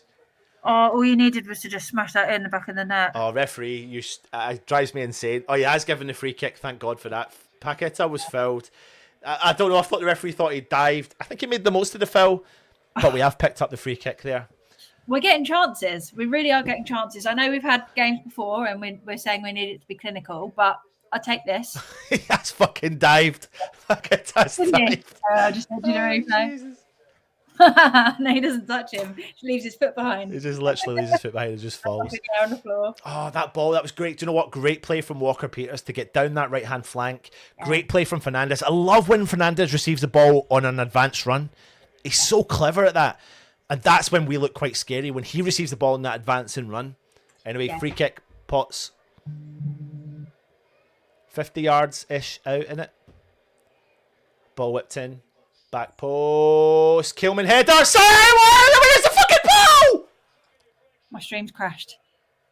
My stream has stopped. I couldn't follow what happened there. Somerville had like a kind of half volley. It kind of trickled its way towards goal. Took a few deflections. Let's see what happens here.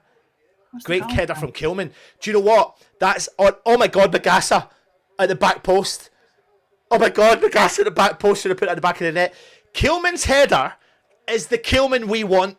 That header from 𝗪𝗓𝗄𝗧 was the most attacking header I've ever seen from him in his whole career at West Ham. Corner, West Ham, Scarls. Oh, it came back across, and 𝗪𝗪𝗧, if he could have just got on the end of it, literally that would have been redirecting it into the net. Oh, it's a crap corner. Cleared from the Fulham. Kevin drives forwards. Oh, well done, intercepted from Scarls. Referee's blown a whistle for a handball. Free kick Fulham. I need to see that again because I think Somerville's hit a half volley. It's gone to the back post, and I think 𝗪𝗪𝗧's unmarked. And I don't know if he's making a swipe at the ball and missed it completely. I don't know if that's what's happened. I think that is what happened. I don't think he got it at all. Or if he did, I think he got the slightest bit on it, and it's just not sent it towards goal. Right, I'm going to hang around for one more minute, and then I'm going to have to run off. That's fine. Actually, well, while you're staying, I'm going to nip to the toilet. You go. I'll keep everyone entertained. If you haven't already as well, let us know down below in the comments. Thoughts on the game so far, whether you're watching it or whether you're listening to our commentary of it. So my thoughts so far, we are 28 minutes in and we've looked good so far. I think if we weren't under such pressure to be able to actually get a result, we'd be pretty pleased with this performance. We've had chances. We've had some very near misses. Fulham bringing the ball forwards, just managed to do enough. Hillman's managed to tidy it up, sent it out for a throw. Jimenez was trying to break through there and get it on goal. But yeah, let us know your thoughts down below on the game so far. Are we being too wasteful with chances? Potentially. Kilman's just done a pretty good job there of clearing up a cross. Managed to get his foot there before with pressure on from Jimenez at the same time. So Fulham are on the attack again. In our half. Playing around with the ball a little bit, but looking to get down the wing. West Ham are standing off a little bit, but we are closing down. Still in our half, Fulham have got the ball and now trying to get the ball into the box. We are tidying up quite nicely, marking pretty well because we're not really giving anyone sort of a free run. Oh, Kevin through the 18 to the ball, shot from... Oh, clear. Sorry. That's fine. Sorry. It was just something so simple there from Fulham that just bang, they're in an attack. Sometimes it's just they're playing quite simple balls. They are. And sometimes those simple balls are getting through us. The problem is you've got a player like Smith Rowe who is a clever player and he can find these kind of really penetrating passes through defences, slice through defences, no problem at all from nothing. Smith Rowe's pressing Areola. Big, massive clearance from him, but it's not gone actually that far. Oh, that came with snow on it. Oh, little trip off the ball. Right, I'm going to run off. Thank you so much. It's been an absolute pleasure to join the stream for a little bit. And I hope... Cool. Thanks very much, Folly. Here's hoping that we can get the win. I'm feeling positive. It's been a good start. Yep. Excellent. Thanks, Holly. Let's get it easy. Have a good day. Come on, you irons. Irons. Irons. There you go. Thanks very much to Holly again for joining the Matchday live stream. If you're new around here, hit the subscribe button, hit the thumbs up, leave a comment as well. Go and check out 𝗪𝗪𝗀𝗇 for 83% off. As Fulham do regain possession down that right-hand side. The ball's played back into Leno, who's had a couple of good saves so far in this game.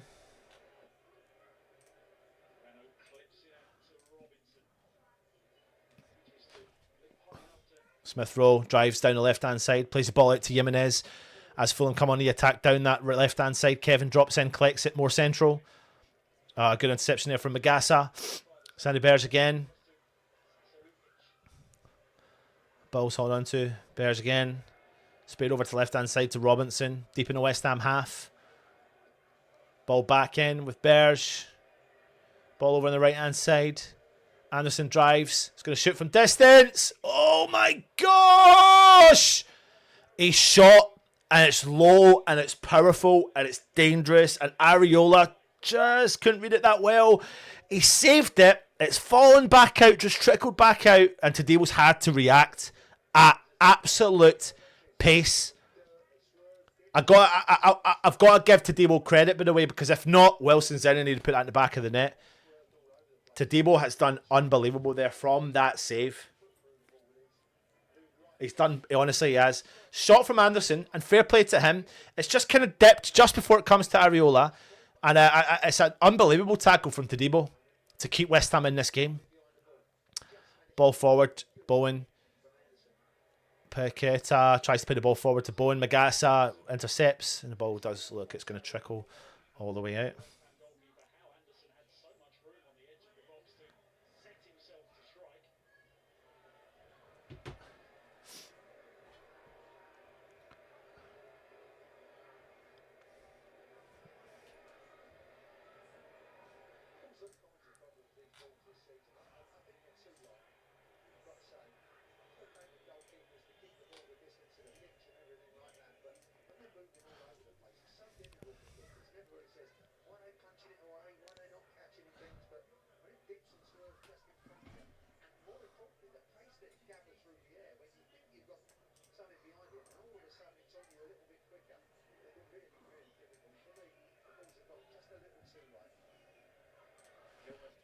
𝗪𝗪𝗀𝗇 drops in, wins the ball back. A Fulham player was offside, but West Ham had the advantage there. It's things like that that just drive me utterly insane. There's no consistency in this league at all.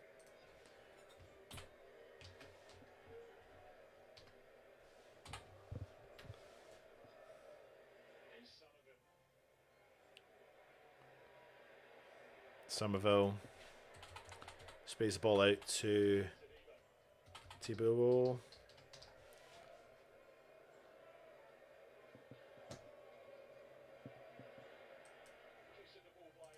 𝗪𝗏𝘀.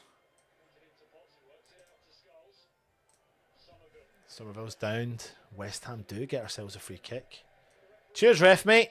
You've done something decent for today.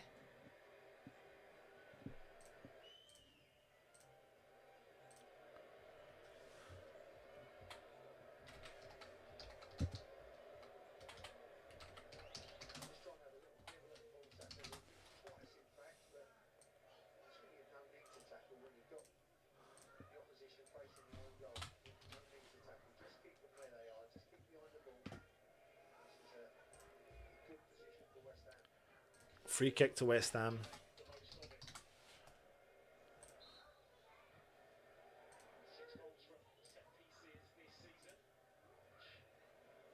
𝗪𝗏𝘀 and Potts. Potts goes early. Oh, front post clear from Fulham.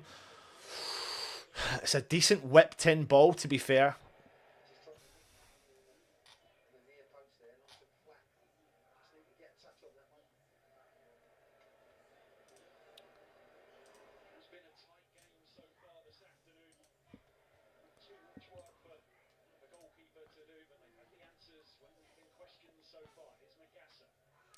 𝗪𝗏𝗧𝗖𝗛𝗛.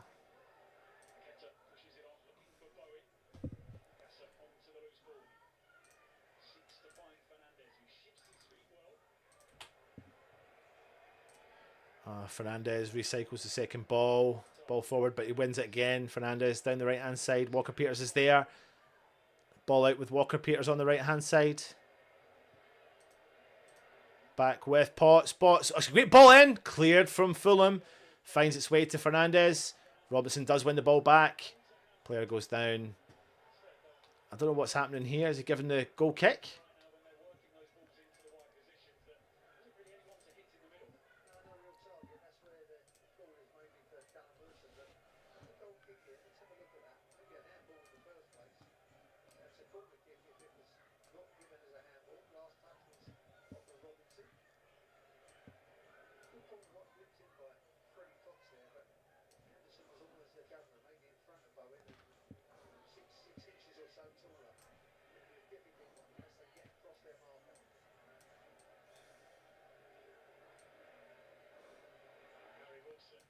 𝗪𝗏𝘀 driving forward.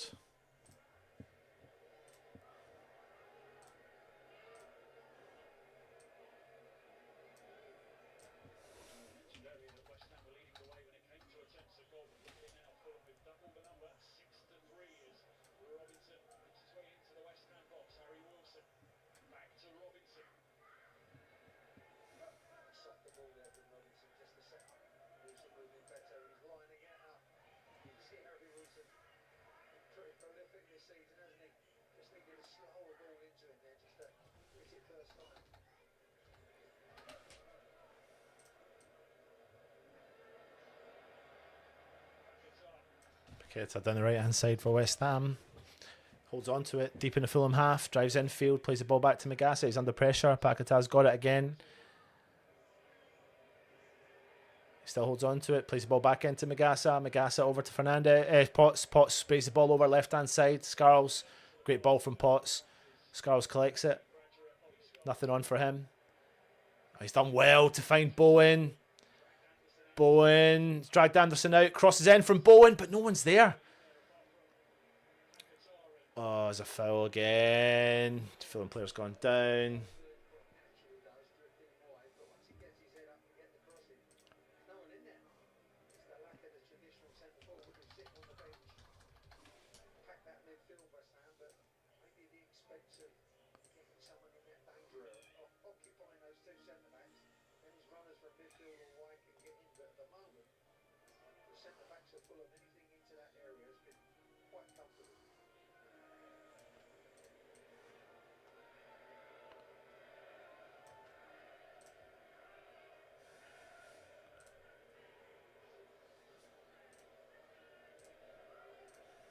Leno just holding on to the ball for Fulham in their box.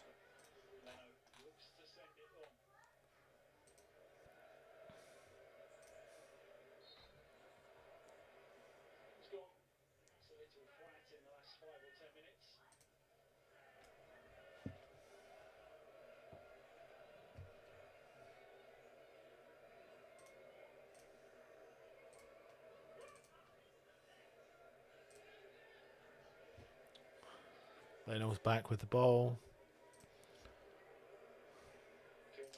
𝗙𝗪𝗓𝗄.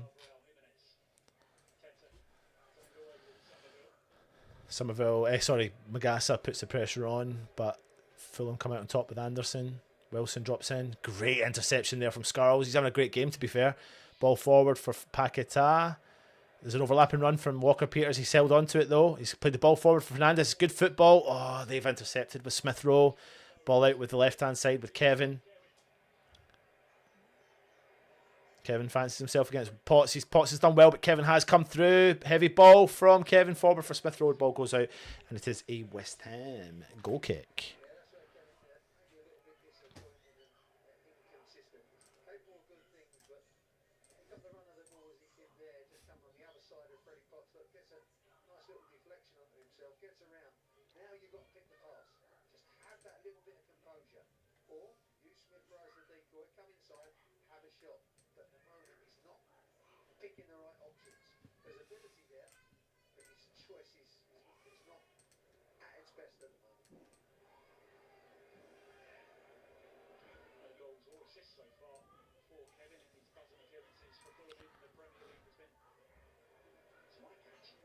Kevin's dropped in, plays the ball over on the right hand side. Scarles goes in tight, but now Fulham have got the ball on the edge of the 18. Smith Rowe's header over the top. West Ham goal kick.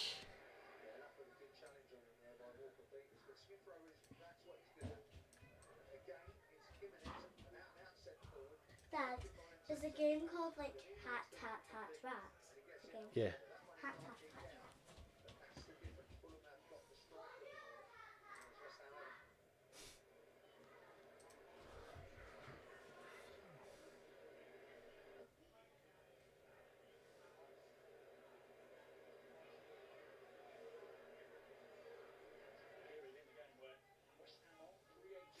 So just give you some scores around the doors in the Premier League. Manchester City beat Nottingham Forest 2-1 as Bowen comes on the attack down the right-hand side, but intercepted there from Fulham. Arsenal are beating Brighton 1-0 thanks to Odegaard goal. Brentford are beating Bournemouth 2-0 thanks to a goal from 𝗪𝗓 and Petrovic, an own goal from him. Burnley 0-0 with Everton. Liverpool are beating Wolves 2-0 thanks to Gravenberch and Florian Wirtz. And of course we know the West Ham score. But as Potts comes forward for West Ham, check the ball forward for Bowen! Oh my God! How's he not put that in the back of the net? How has Bowen not put that in the back of the net? I don't know if that's a last ditch tackle. He's offside anyway. Oh my God! I can't cope. I'll be back in a minute.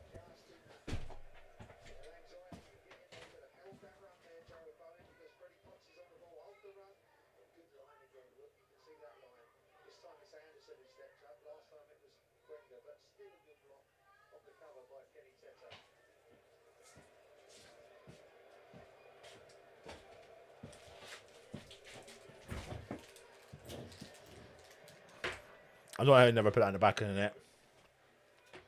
It was offside anyway.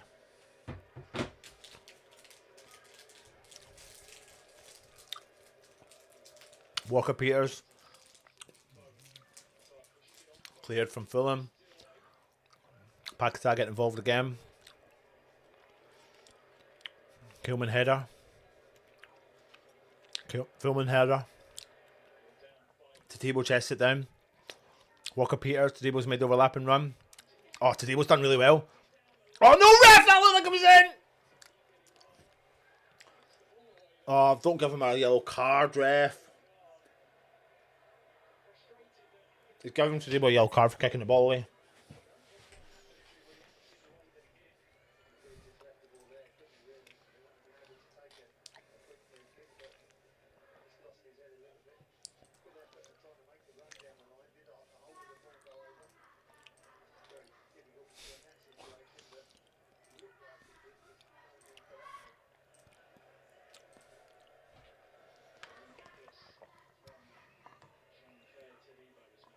𝗪𝗪𝗧. 𝗪𝗪𝗡 just gives the ball straight to 𝗪𝗪𝗧𝗖𝗛𝗏 from Fulham as they come on the counter. Overlapping run from Jimenez. Crosses it in, blocked from Scarles. Ball's back with Fulham. Heavy ball forward. West Ham goal kick.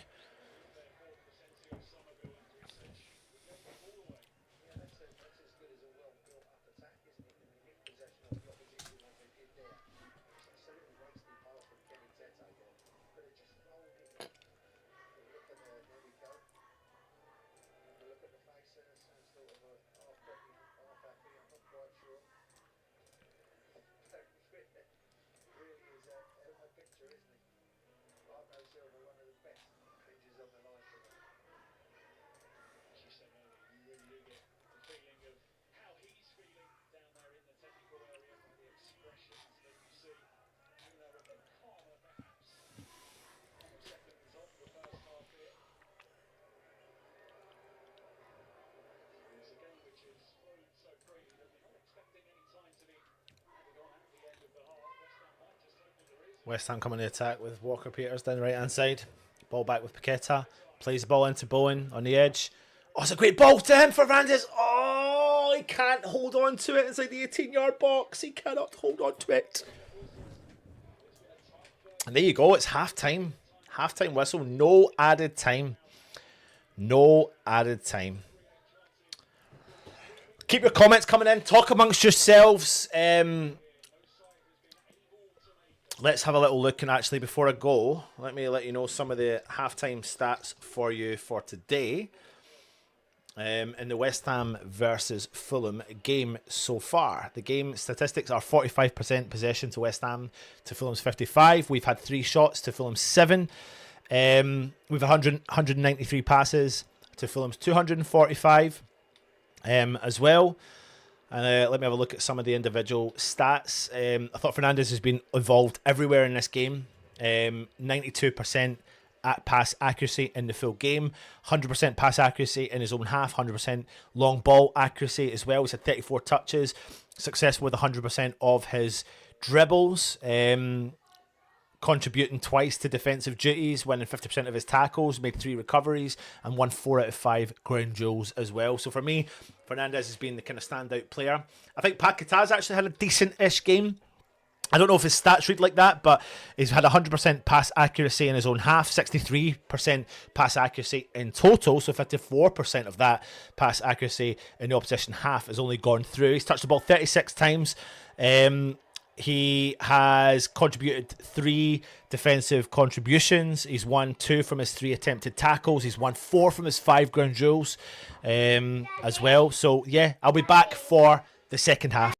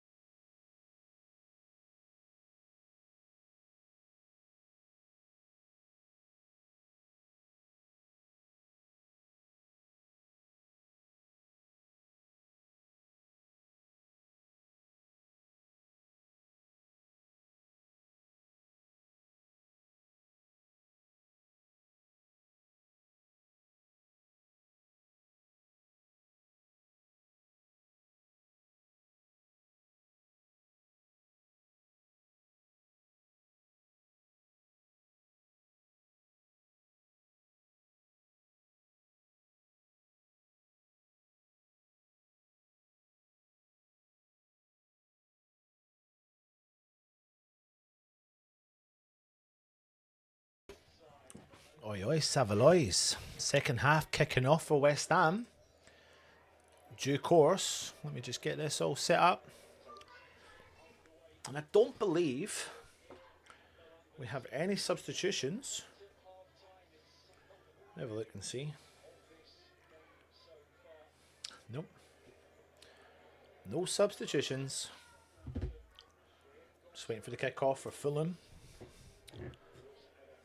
Got my coffee at the ready.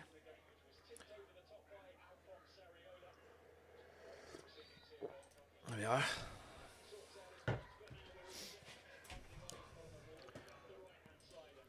Let me just check through the comments here.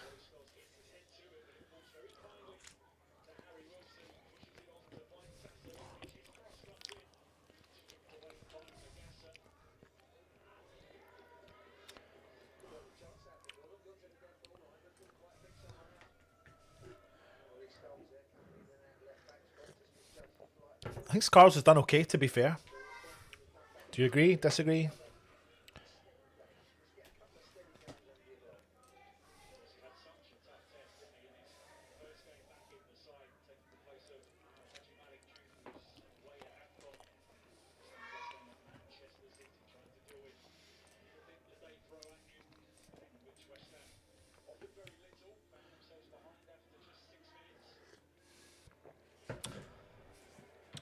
Fulham have the ball back with their defence.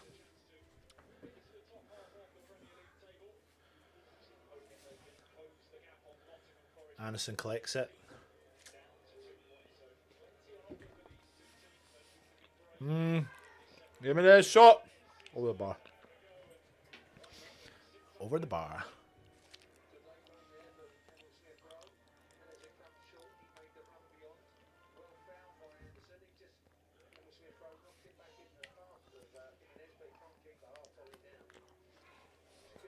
I find really interesting is 20 yards out, Raul Jimenez has so much time on the ball. The ball's bouncing like 2 or 3 times before he gets a chance to shoot. No one closes him down until last minute. Magasa intercepts. Potts. Todibo. Magasa. Magasa forward. Somerville. Fernandez.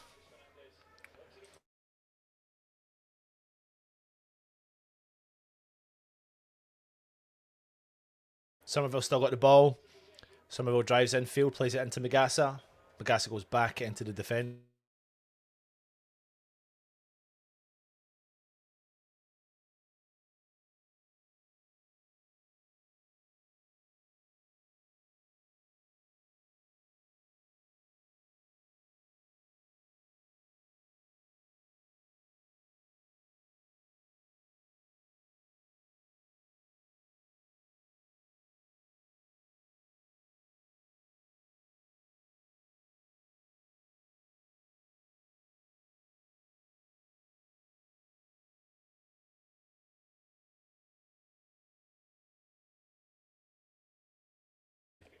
Ball's broken forward for Fulham. Kilman's there. He intercepts, knocks the ball round for Scarles, who's hopefully going to clear from the corner flag. He does upfield to Somerville. Somerville's headed onto it. He's done well, as has Scarles into the path of Kilman, who punts the ball clear for West Ham, straight to the Fulham player though.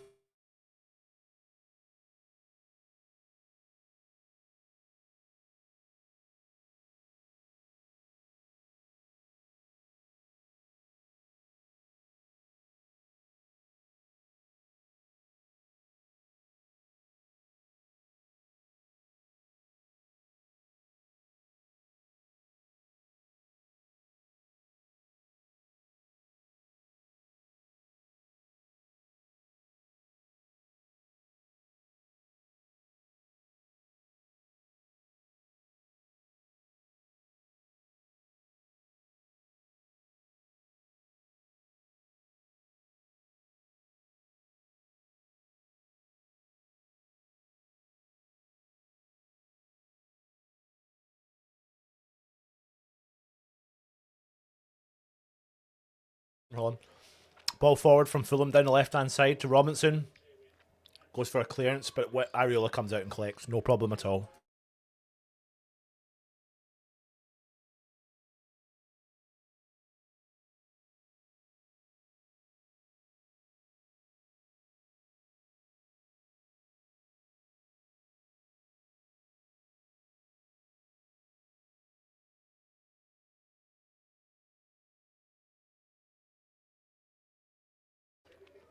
West Ham players down. Just going to shoot. It's 𝗪𝗂𝗧. Just holding his ankle, so we'll see what happens here.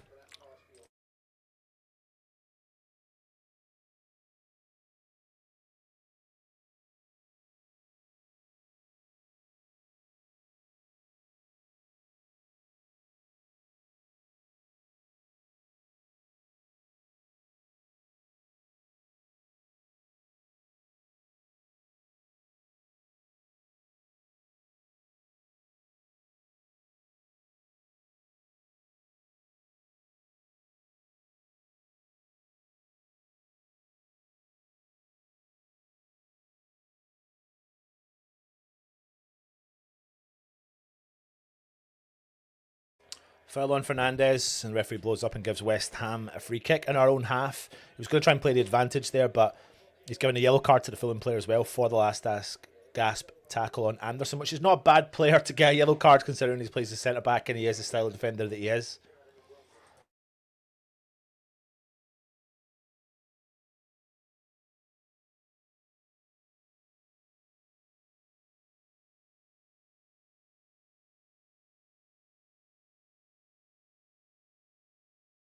𝗪𝗪𝗧, Fernandes, Potts over to Skiles on the left hand side. Skiles drives into Bowen. Skiles tries to do it, but it's intercepted there from Fulham and Sandy Berge comes through.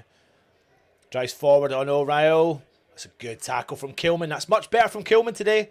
Ball forward for Somerville. Skiles, Potts, 𝗪𝗪𝗧. Football, it's fouled ref. Free kick West Ham.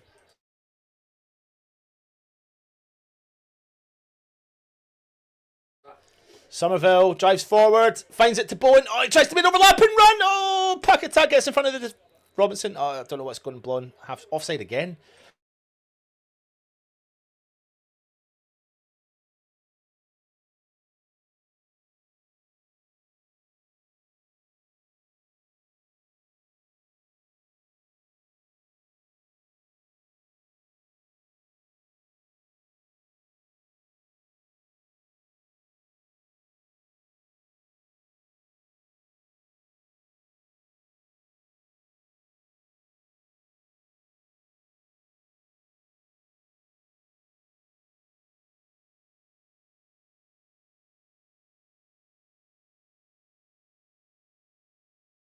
Fulham! Oh my god! I do not know how Kevin hasn't put that into the back of the net for Fulham. Wilson has scratched onto a ball that we've committed to. Ball whipped in. Clear at West Ham from Somerville. And Wilson has knocked that ball through. Somerville's coming on the counter. Somerville. Play it to 𝗪𝗪𝗧! He's played it! Is it going to land in front of him? Shit! Robinson's done enough. It was a crap ball from Somerville. Ah! Oh. Fulham should have put that in the back of the net. And to be honest with you, Somerville should have done 10 times better to get that ball into the path of 𝗪𝗪𝗧, who was driving through the right-hand side. Shit! Good interception there from Potts. Ah! Here comes Wilson down the right-hand side. Ball forward. Fernandes does well. Anderson does use his strength to get the ball. Referee blows up the whistle.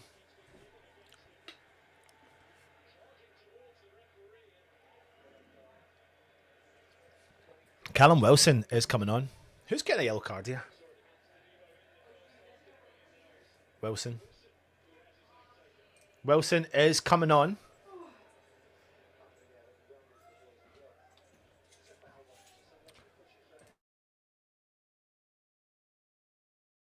I'm just talking to my sister, everyone, if you're wondering why I'm muting myself. And nothing's happening in the game just now, because we're waiting for the sub, I think.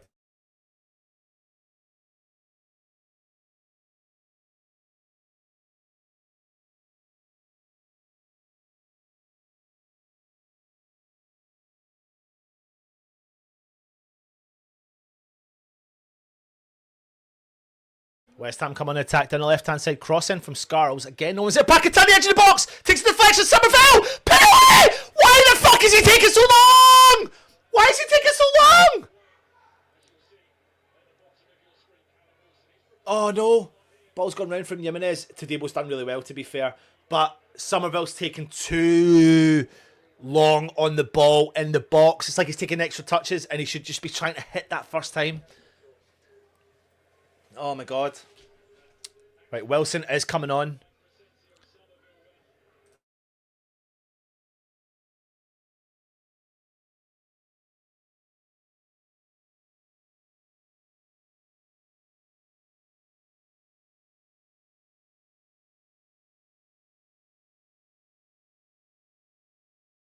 𝗪𝗡𝗪𝗚's coming off, and Wilson is coming on the park. Let me just change that for you now.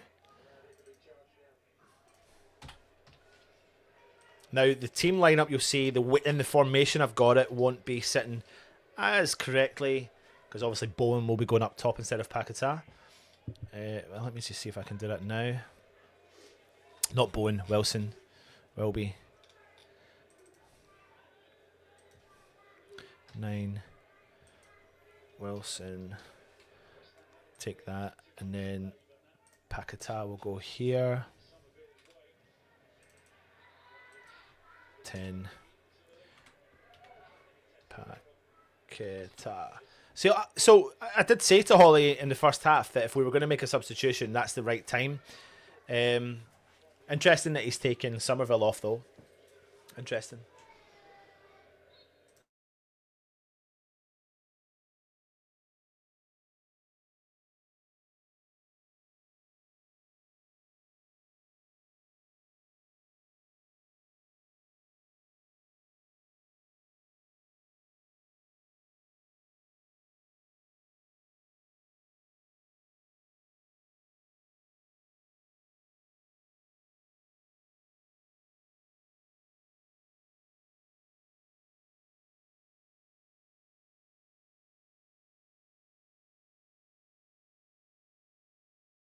Bowen forward for Walker-Peters on the right hand side. Bowen's made the run. Walker-Peters has held on to it. He's done well. Walker-Peters has out of that situation. Magasa, 𝗪𝗂𝗧 puts the ball into Potts centrally. Plays the ball slightly back to 𝗂𝗵. Skips by one of their players. Drives into space. Plays the ball out to Skarls. Ollie Skarls plays the ball into Matheus Fernandes. He drives through centrally, sees the gap for 𝗪𝗂𝗧. 𝗪𝗂𝗧 on the edge, shoots! Oh, save from left.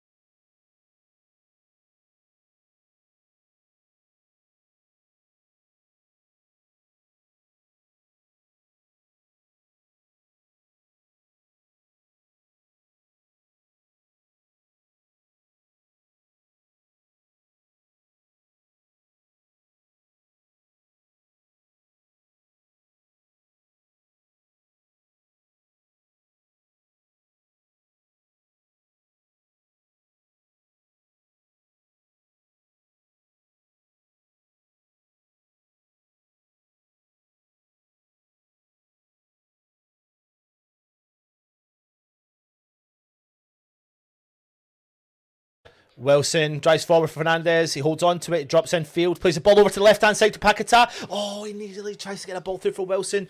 It's much better attacking from West Ham, but it has gone out for a West Ham corner. Come on, West Ham. Come on.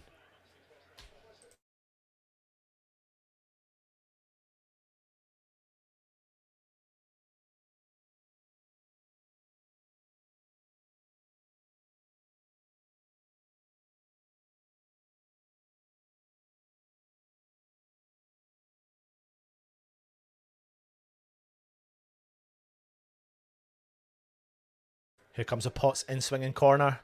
In-swinger, right on top of the keeper. Oh, God, no one's attacking that. 𝗂𝗵 at the back post, heads it. Wilson tries to win the ball back, nearly falls for Bowen, but he can't do anything. 𝗂𝗵 wins the ball back, but it goes straight to Kevin. And then Fernandes, there's recycle. Oh, it nearly falls through. 𝗪𝗂𝗧's on the edge, shot, block. Fernandes, cleared from Fulham. Ball goes out.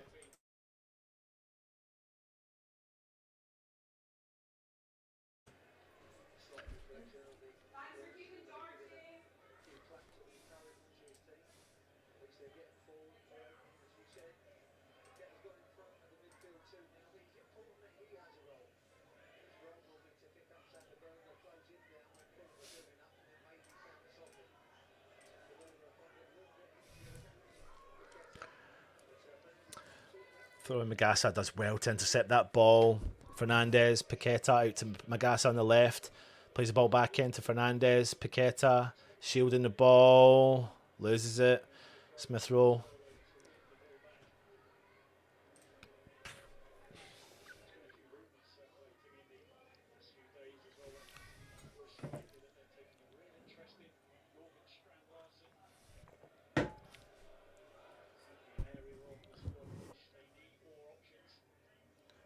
Muriel, Jimenez, ball out left hand side. Kevin's got it. Walker Peters again. Walker Peters done really well. He has done really, really well today.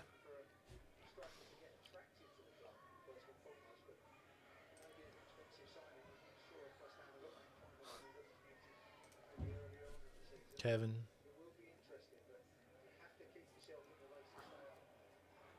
Ball switched over. Wilson on the edge of the 18 on the right hand side.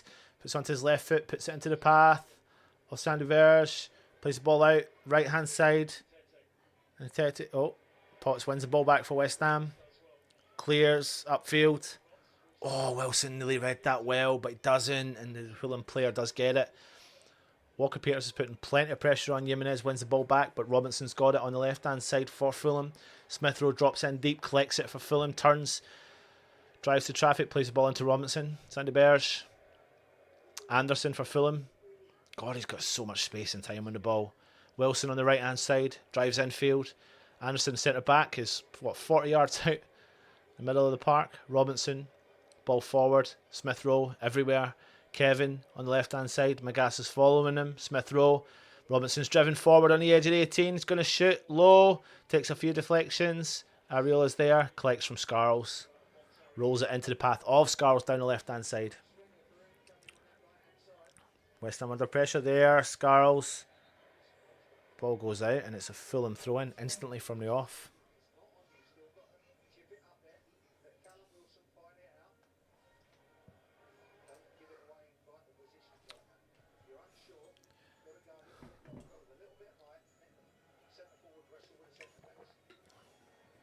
Ben, I actually thought, I suppose it's everyone's interpretation of the game. I think, well, ball whipped in from Fulham, back post. He doesn't attack that header, and the Fulham player attacks the header over Skiles. I was just about to stand up for Skiles there. But he's kind of ball watching. Oh, don't be announcing. He's ball watching that there. I actually think Skiles has had an okay game, to be honest, today. I am normally concerned, if I'm being honest with you, but I think he's had an okay game today, personally. Fulham player should have scored, though, to be honest with you, and that would have been on Skiles' head. Ball's falling down. Bagasa intercepts, clears, brings it into the path. Great ball forward for Bowen down the right-hand side. Too heavy, ball goes out, Fulham throw-in. Oh, it's a West Ham throw-in, actually.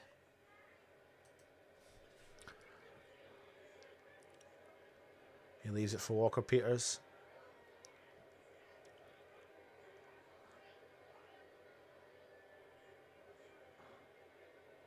Takes the throw-in. Paqueta to Walker Peters. He does really well. Mayasa. Paqueta. Potts for Mayasa on the edge of the 18. He tries to turn. Magasa's come out with it using his strength.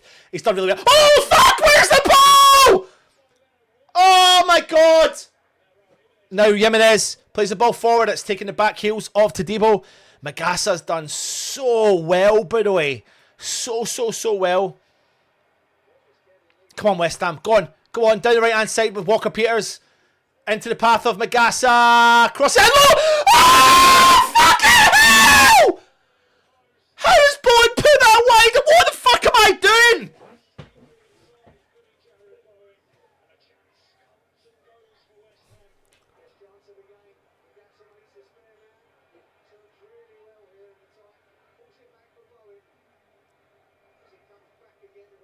Oh, I don't know. Magasa's done unbelievably well. I don't know how he's not put it on the back of the net. Mayasa has done so well in that position. Bowen, oh, it's just trickled by the back post.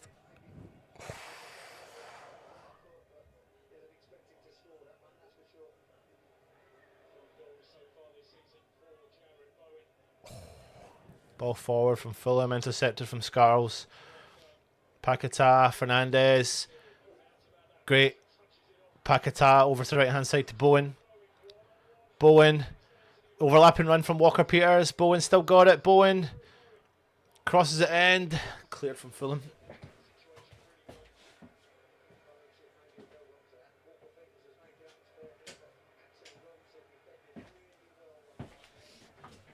𝗪𝗂𝗧 switches play over to the back. Oh, Wilson.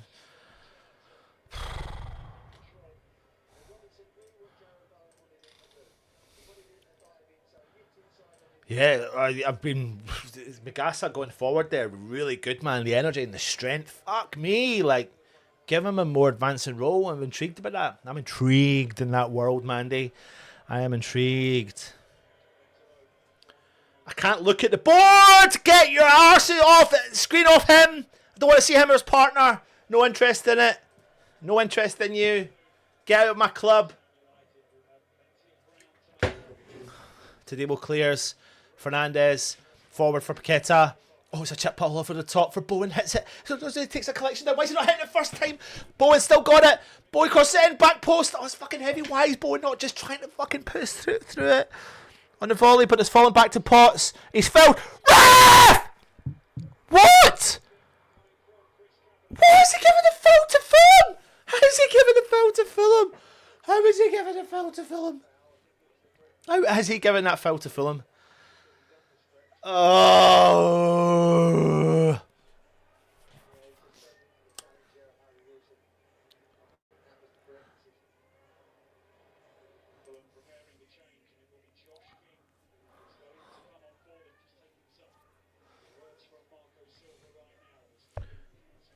Fulham are about to make a sub. Bring Josh King on.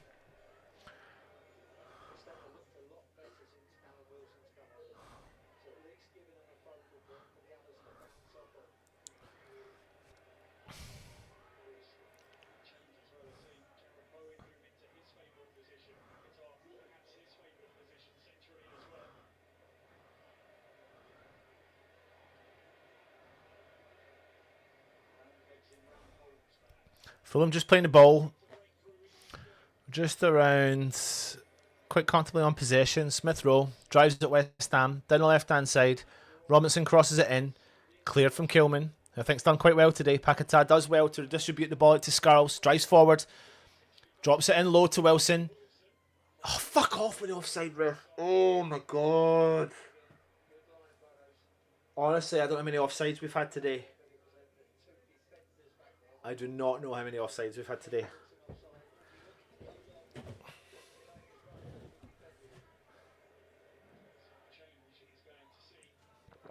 Kevin coming off for Fulham. King coming on.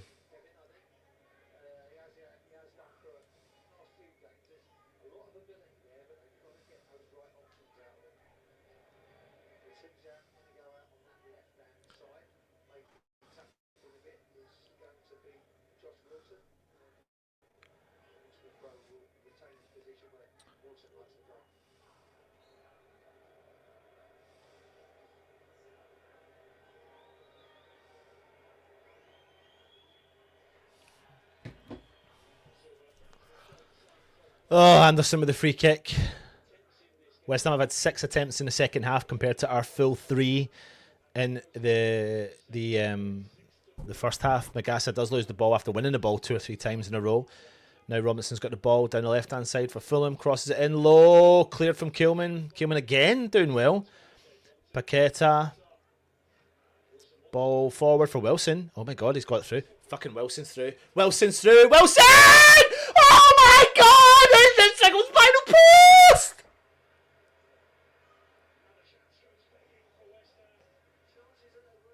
Oh!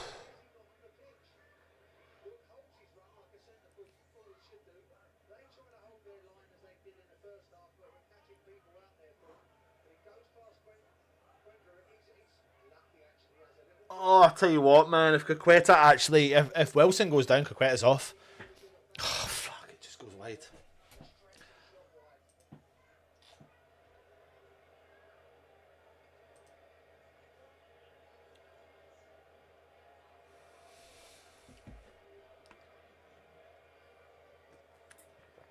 I'm telling you now, this is what I would do. I would. I don't know what the fuck I'd do. Oh, because I actually think Paqueta's having a good game. So I don't have a clue.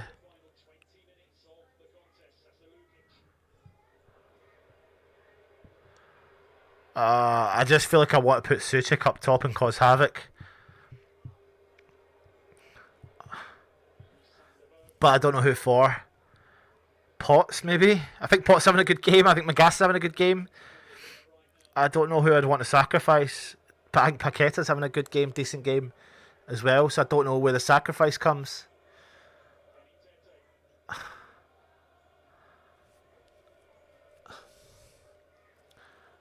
Brilliant from Wilson again, dropping in deep, doing all his hard work, but Paqueta's just been lost the ball. Deep in the West Ham half, Harry Wilson's just driven by a couple of players on the edge of the 18, overlapping run there on the right hand side, ball whipped in, is it? Scarles does well, clears the ball upfield for a Fulham throw in. Honestly, I just feel like it's got to be 𝗪𝗁. I can't see what else. If he fucking brings on Guido Rodriguez, I'll go through the roof. But I just feel like 𝗪𝗁 to cause havoc up top. Because he will cause havoc for them.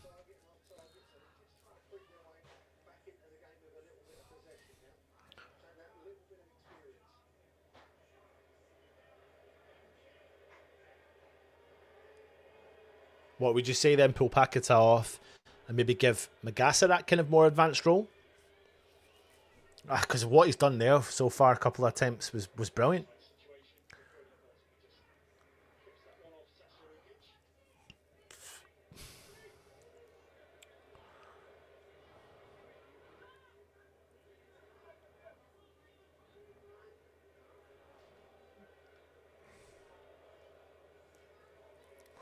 Ball forward from Fulham. 𝗪𝗏𝗧 does well to intercept that. I tell you what, if he doesn't intercept that, Smith rolls through.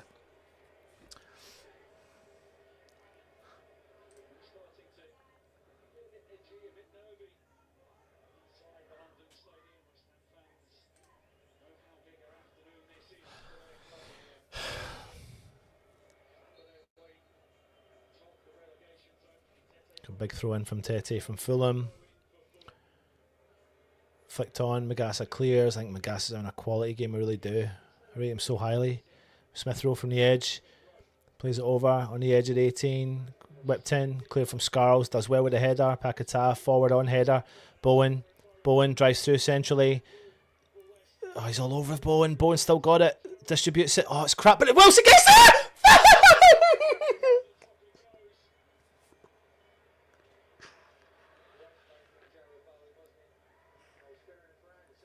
Bowen has literally travelled like 40 yards. I was going to say unchallenged. He's been challenged left, right and centre the whole way.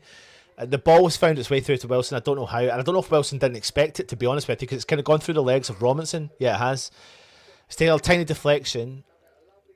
And he's got this perfect pace, to be honest with you. It's just gone over the bar. Honestly, any other day of the week, man, Wilson's put the ball in the back of the net. Any other day. And Wilson puts that in the back of the net.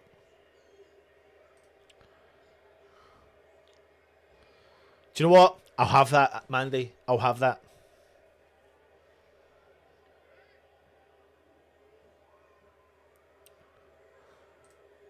Sorry, mate. Yep.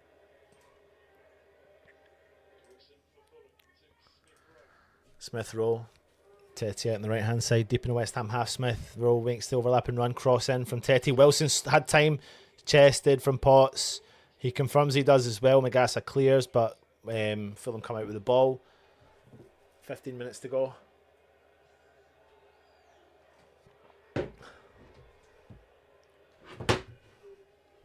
Tete, ball forward. Ukic, Kilman. Honestly, I've got to give credit to players when they do well, and I'll say Kilman has done well today. It's probably the best game he's played, if I'm being honest with you. He's had a bit. He's defended with intent. Defended with intent. Say it again, mate. Right, come on, West Ham.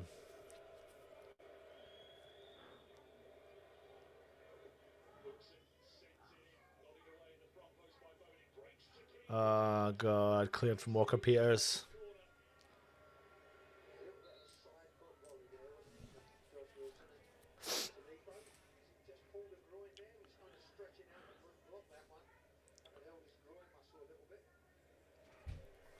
It can't be fucking 𝗪𝗧�lanos coming on. I'm hearing it's 𝗪𝗧�lanos coming on.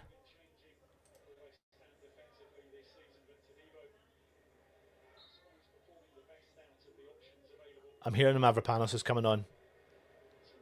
The only thing I accept if 𝗪𝗧�lanos coming on if he goes up fucking top. Oh my God, we've let that throw in go. 𝗪𝗧𝗧's cleared again. Ball bouncing around. 𝗪𝗧𝗧 drips in. Giving a full and throw in. Why the fuck would Konstantinos 𝗪𝗧�lanos come on? I can't.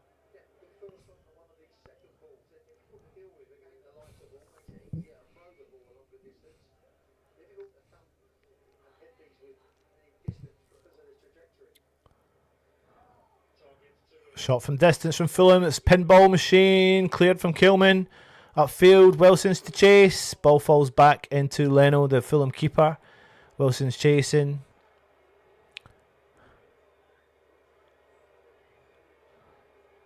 Fucking 𝗪𝗧�lanos. I don't want to see 𝗪𝗧�lanos down there.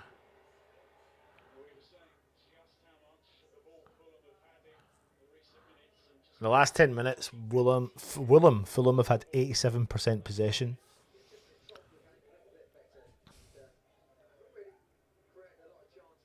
Anderson for Fulham. Ball forwards. We can't get a hold of the ball just now. That's the problem. Fulham are just happy in possession, doing well, knocking the ball around. Smith Rowe. Robinson made overlapping run. Smith Rowe chips the ball in. Oh, fucking hit. Oh, fuck, Wilson! Cleared from Skiles. Skiles has done so well, by the way. I don't know what happened there. Areola kind of misjudged that. Cross, Wilson. Crosses in. Back post. Smith Rowe's fucking empty! Chests it down. He's inside the 18-yard box. On the edge. Oh, it's good interception from Paqueta, but then they've intercepted the ball again. And here comes Walker Peters. Walker Peters keeps going. Go on, son. Ball out to Paqueta on the right-hand side. He slows down the pace, but he drives forward. Heavy touch. He's found his way to Walker Peters. I don't know how he has. Walker Peters has got it down the right-hand side. Paqueta again. Drives into traffic. Distributes it. He fucking loses it again. He fucking loses it again.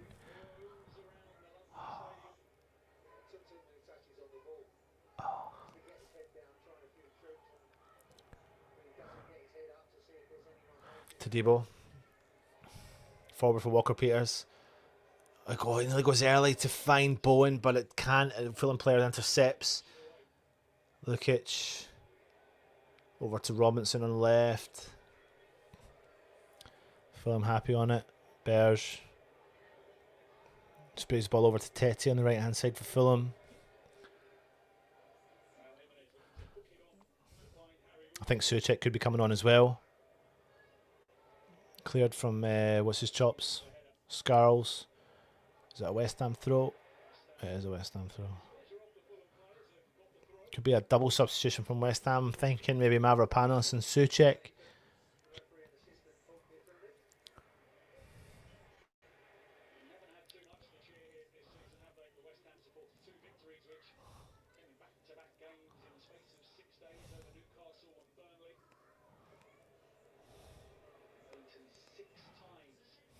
Bowen wins the header, but it falls back to the Fulham defenders.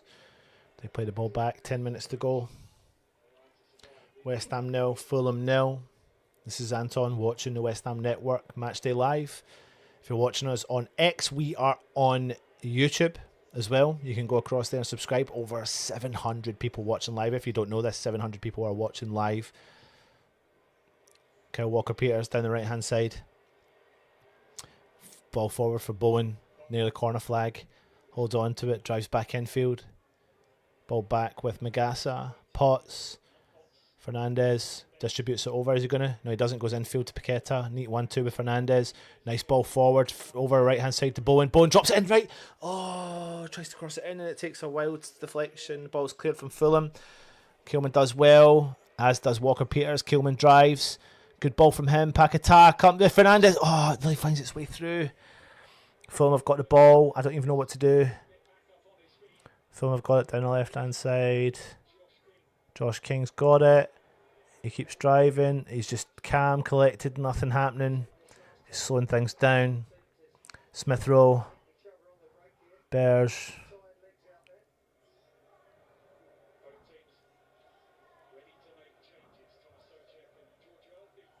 Oh, 𝗪𝗲𝗀𝗃. Not 𝗪𝗲𝗀𝗺, it's 𝗪𝗲𝗃. Oh, fucking hell, balls at the lap, back post. King. King's got 𝗪𝗂𝗧 stands up to him, crosses in, fucking cleared from Skulls off the line. Ah, Tete cleared from, I don't know who next. Josh King on the far side. Shoots! Goes wide. Offside flags anyway. Oh, 𝗪𝗲𝗃's coming on. As is 𝗪𝗏𝗃. Oh.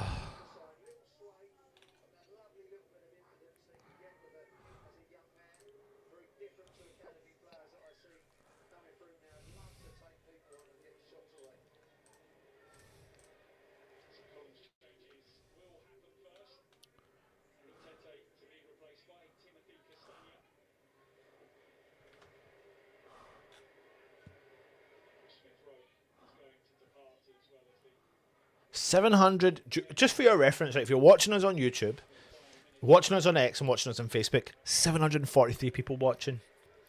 Where you really would help us is going across to YouTube and watching. Paquetà's off for 𝗪𝗏𝗃, which I'm delighted to see. That's 3 youngsters, man. 𝗪𝗂𝗧, I wouldn't have brought off.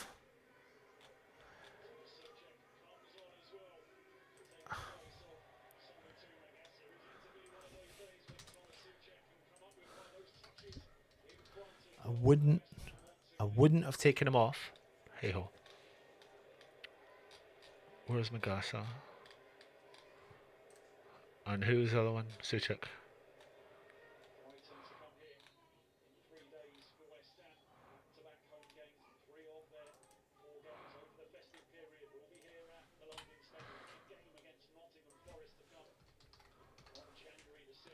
That's not the way the team's lined up. So I don't have a clue how the team's lined up. But it's lined up some way like that. I thought 𝗪𝗂𝗧 did play really well. I wouldn't have taken him off unless he was fucking knackered. Robinson's just travelled 60 yards, 70 yards, unchallenged. Bowen stayed with him the whole time, no. We do win it back from Fernandez. Walker-Peters gets stuck in. Good on him, son. Good on you, son. Walker-Peters. Cheers to you, son.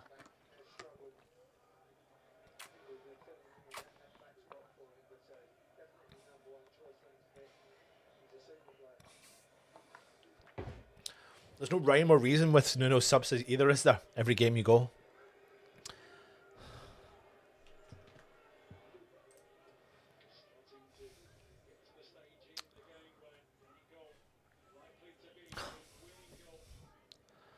Ball forward from Fulham. Intercepted there from Potts. Gets the second ball, but the ball falls into the path.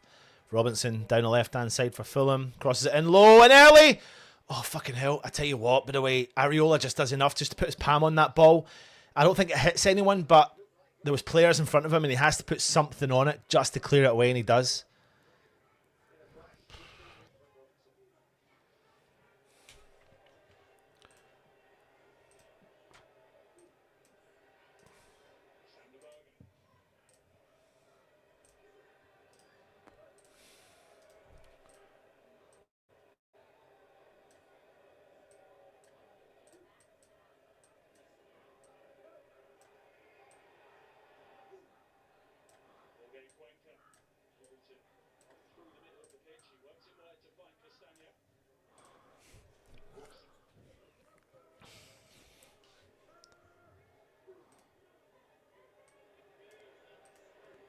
Ball forward, Wilson. Cleared from Fernandez. Oh my god, Skulls couldn't get round it. Wilson, back put. Fucking hell. Jimenez has put the ball in the back of the net. Of course it's Jimenez, and it's just an error. And I think it's I hate to say it, but I think it's actually a fucking shit like attempt at clearing the ball from what's his name, Skulls. It's just ridiculous, and this is fucking disaster. This is disaster. And I'm telling you now, it's fucking Jimenez again. Wilson down the right-hand side.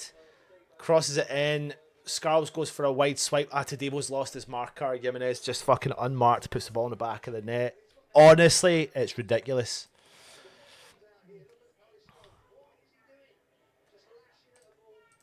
Can't be fucked.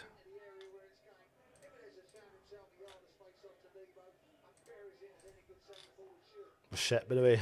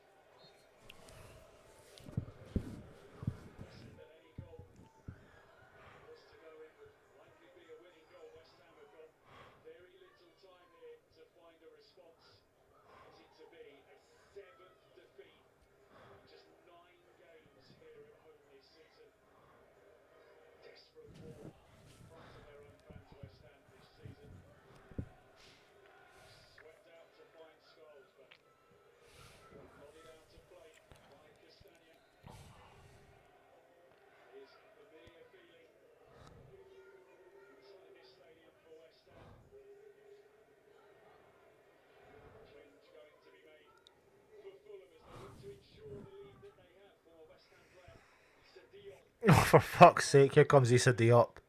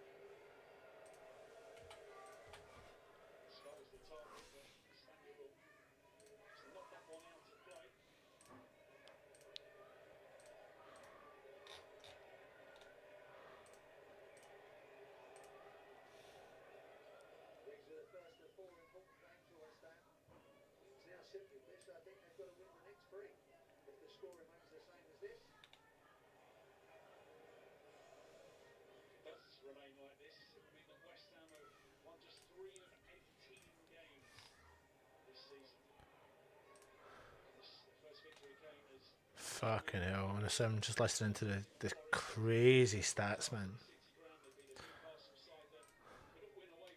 Ball whipped into the box. 𝗪𝗏𝗧𝗖𝗛𝗏 wins the header.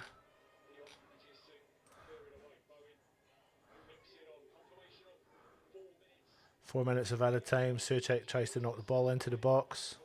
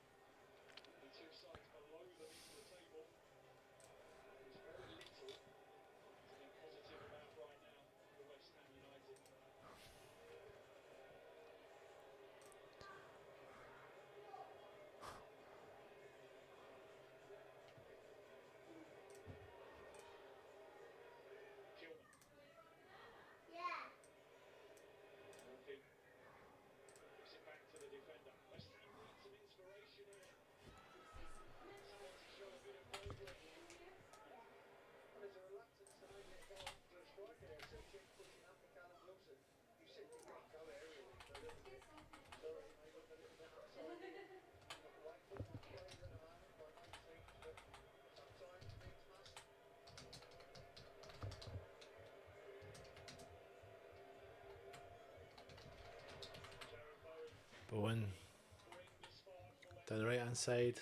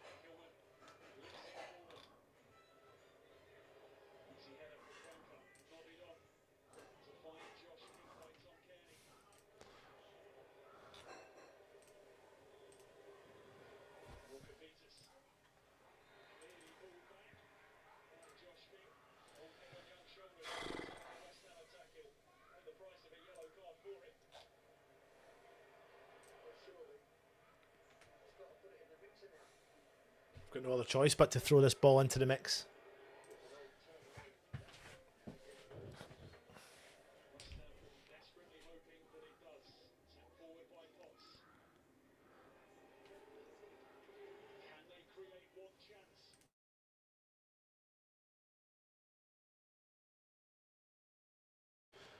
Ball whipped into the box. 𝗪𝗁𝗃 back post. We'll be going live across on the Highlights Review Show. So make sure you do come across and join us out after the game to get your honest opinion, because we've got like, what, 30 seconds left. West Ham are about to get defeated again.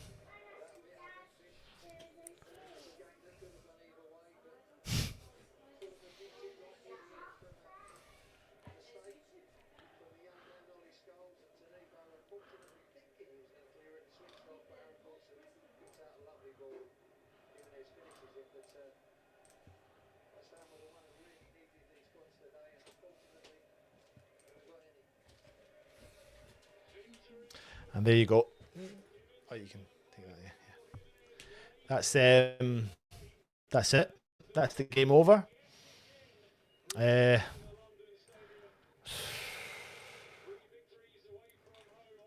Honestly, don't know what to say, man. I just don't know what to say, to be honest with you. It is bollocks. Another loss for West Ham. Massively frustrating. But yeah, I don't know what else to say to you, to be honest. But we will. Listen, give me 2 seconds if you're watching on the Highlights Review Show.